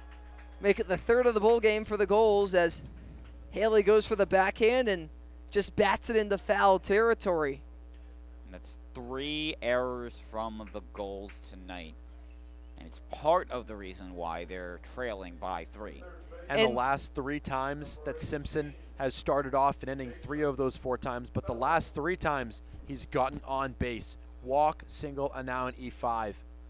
And I think we talked about earlier the run differential being far higher for Newport than a team with just a 3-5-1 record, but it's the inability to put all 3 phases of the game together all at once. It's they can have some nights where they're hitting great, they have some nights where they're pitching great, they have some nights where there's both, but then you factor in the fielding as well and how that hasn't been consistent as of late. And you need to play good in all 3 facets if you want to win the game. And Newport just not obviously hitting where they want to be tonight, but also not fielding well, and that's been the main reason why they're out of this ball game. Yeah, and for the Navigators, on the flip side, in the bottom half of the 9th, 3 of the first 5 hitters you have Broski due up to start it off. The 1-1, a fastball. And then 2 lefties, a righty, and another lefty. So you'd imagine the Navigators would counter with a lefty of their own. Maybe Charlie Bergsma continues. I've got my eye. We can't really see from our vantage point down in the Navigator bullpen. I would not be surprised if we saw Jack Zimmerman come in. He already has 1 save this season. Ground ball towards Trammell. Flip to second for 1. Over to first. 4-6-3 double play for the first 2 outs of the top of the 9th. A routine double play ball, and Newport not messing that one up. Trammell with a good flip over to the bag, and Cloud coming right across, delivering the strike over to first. And now Simpson and Bello both retired. Sengenberger stands in. 0 for 4 today. I was incorrect when I said that that Slater was the only player on the lineup to not reach for the Navs. Sengenberger also did not reach tonight. Well, anybody following World Cup action, today's been a whole lot of ties. Saudi Arabia and Uruguay wrapping up, finishing 1-1 in full time. Belgium, Egypt, the same score. Oh, did they tie? Was it 1-1? 1-1. High kicking, low scoring, and ties. You bet. I saw the Spain and Cape. Was it Spain and Cape Verde? Yes. I saw the 0-0 tie. Very Cape surprising Verde, result. the smallest country in the World Cup. Of course, Lamine Yamal coming into that game late. Yes, but I think Spain was you know, it is a lot of people's World Cup pick. But you think back to the Qatar World Cup, and no one was more shocked than when Argentina lost their opening game, and then came back and ended up winning it all. Have you guys a dog in the fight for the World Cup? I think with the way the U.S. looked, they definitely hooked me a little bit more. Like usually, I always with how root for France. uncompetitive the soccer's been, I jump around to the players I like. But my mother almost had World Cup tickets to go up to Gillette to see France and Norway, but we have family in Canada, so I got multiple dogs in this fight. And, I'm always a France guy. Kylian Mbappe, one of my favorite athletes. Michael Brown, a Hofstra guy on the Navigators. He's a big Kylian Mbappe and France guy. France, I mean, I think they're definitely coming back with something to prove. And not a common state, Las Vegas and Nevada. Nevada guy on the mound right now, Mac Edwards, is from Reno. 2 balls, 2 strikes, 2 outs. Pitch home from Edwards. Swing and a miss, strike 3. Mac Edwards, his first strikeout in a Newport Gulls jersey, comes in the top of the 9th, but Newport, well, they trail by 3. Do they have some magic in them? We're going to find out on the other side from ESPN+.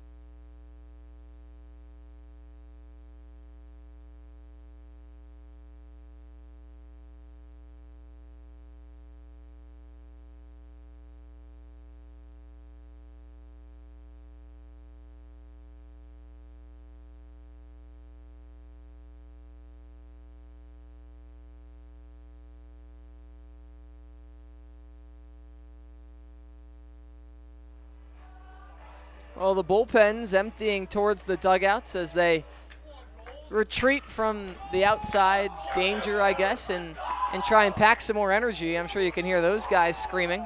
Look at this atmosphere. This is amazing. You know, the Gulls have had comebacks from things like this before. They played against Bristol last year here.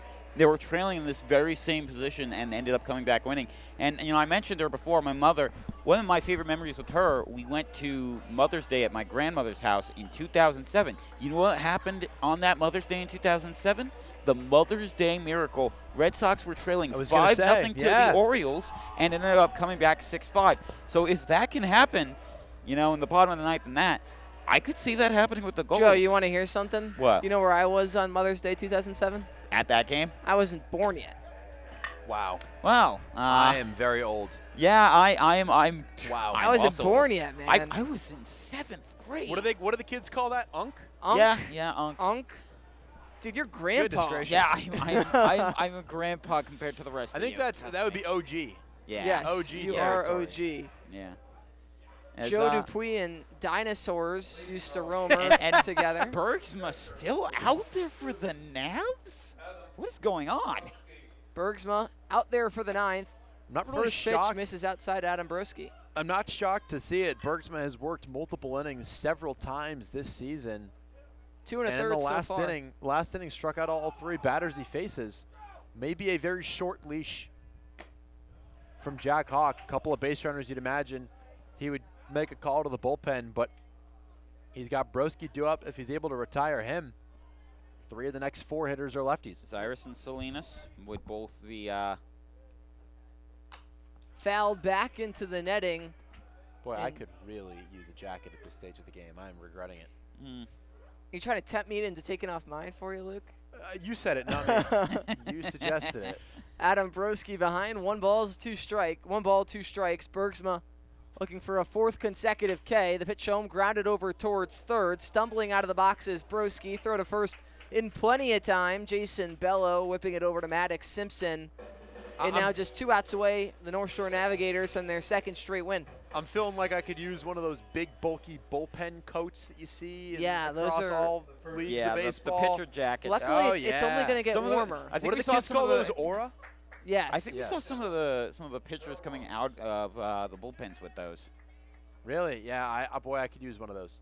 1 out. First pitch to Devin Zyrus. Misses below the knees for ball 1. And this is the part of the lineup you obviously want up if you're Newport, trying to overcome this 3-run deficit. Zyrus 2 for 3 today. Watches strike 1 on the inside. He's got 2 of the 3 runs as well. Or if anyone wants to buy me a nice, several $1,000 Canada Goose jacket and deliver it to me on air, I'd love that as well. Those things are nice. Oh, yeah. 1 ball, 1 strike, 1 out. Zyrus swinging right above the breaking ball in the dirt. 1-2. I worry he's trying to play hero ball here and just, get whatever he can. Not much hero that you can be in a game down 3, though. You just got to get on base. The 1-2 misses up and in. Count draws even at 2s. I think that's right. There's no such thing as a 3-run homer when nobody's on base, Joe. And true. If you're the 3-run solo homer. If you're Devin Zyrus, you just got to focus on passing the baton on to the next person, Tristan Salinas. The 2-2 chases low and away for strike 3, and Newport down to their final out of the ball game in Tristan Salinas. I mean, you mentioned how big hits can, with these dimensions, you can get multi-hitters multiple times. I think that's what Zyrus was trying to do. Unfortunately, trying to do too much and, taking swings you really shouldn't. Salinas, the lefty, trying to extend the ball game for the Gulls. Watches strike 1 at the knees. They need to calm down and pay attention to what's going on and relax, because this is not going the way that they would like. 0-1 misses outside. Count draws even. We had a moment earlier in the game for Mickey McClaskey. How about a moment for Charlie Bergsma? Now completed 3 innings and out away from 3 in the 3rd and earning a save. 1 earned run, 2 walks, 5 strikeouts, mowing down these Newport Gulls. 1 ball, 1 strike inside and eclipse Salinas. I shouldn't have said anything. And the umpire might be ruling it a foul ball. Salinas trying to show him his arm that has a mark on it. The umpire hasn't made he's going to call in his fellow partners. Salinas, it seems like it hit him based off his reaction. He was in utter shock when told that it was a foul ball. A lot of the time, though, you see what we got. It's going to be slow rolling here. Thank you to our replay team downstairs. The question is, did they get the... Oh, I can't see it from that angle. You can't see interesting. Interesting. Well, the umpires are going to meet, and we'll see. It would have... If it would have been clunking on the barrel, on the the bottom of the bat and the hilt. And this is a nice job by Salinas of selling it. Of course, you want to act like you got hit, and he's going to be awarded first base. But if you're Bergsma on the mound, you got Maddox, Haley Duop. There's just no reason to nibble. Just go right after him. Make this Newport lineup beat you. You've got 1 out left to go. So with Maddox, Haley up and 2 outs, he would need to get Ryan Novak up, who would be the tying run for Newport to have a chance. Cade Brown at this point would be the winning run. The third baseman, number 13. Newport trying to avoid 4 straight losses, but just 1 out away from doing so.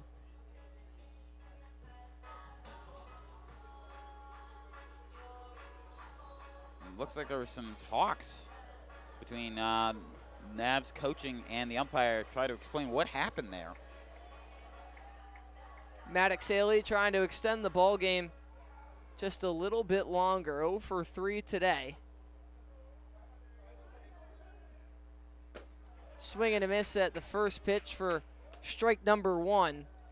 Jack Zimmerman standing up in that Navs bullpen, one of the few pitchers standing up and moving around, but he doesn't have his glove on.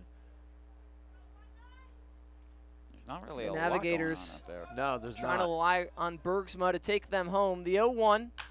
Fly ball center field. Working back on it is Kingsbury, and it's going to be off the wall. Haley digging for 2. Salinas gets the wave at third. The throw at the plate not on line. It's a 2-run ball game.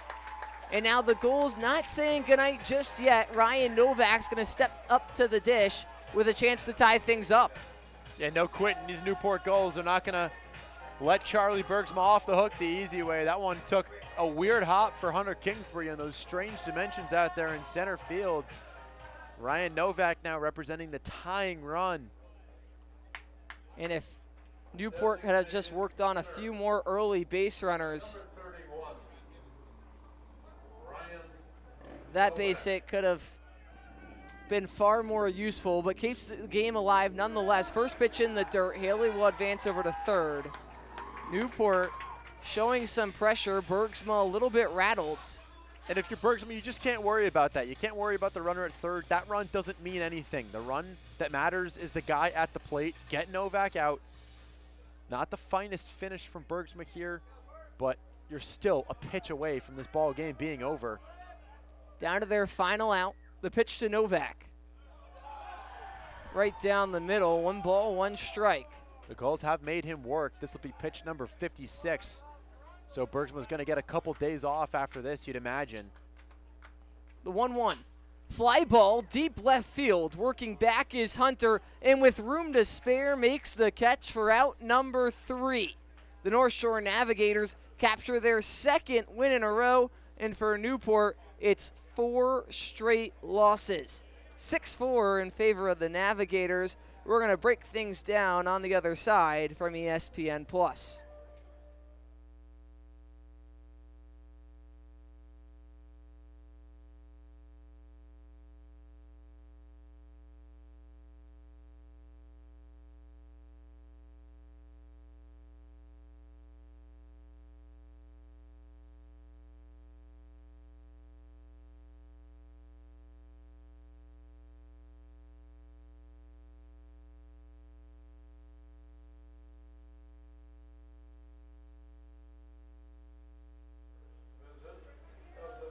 The North Shore Navigators, your victors in 6-4 fashion.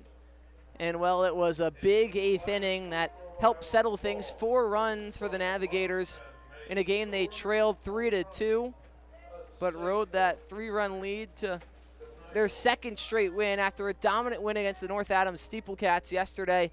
They're able to carry that success over in today. And I turn to you, Luke Fitzpatrick. Luke, how can the North Shore Navigators keep this rolling? Obviously, we talked about earlier, not the ideal start to the season, but they've dug in out of these early season holes before, and how can they expect to do that here once again this season? Yeah, 3 of the last 4 games are really confidence boosting. You have that game against Valley, you go down 6-0. They were already off to a 1-4 start to the season. You climb out of that hole and tie the game. They were unable to win, and they get blown out the next night. And they have rebounded in a really, really commendable manner. The big win Saturday night, blowout win over North Adams. The day off, well rested, and now fantastic pitching tonight on the road. 3-2 on the road.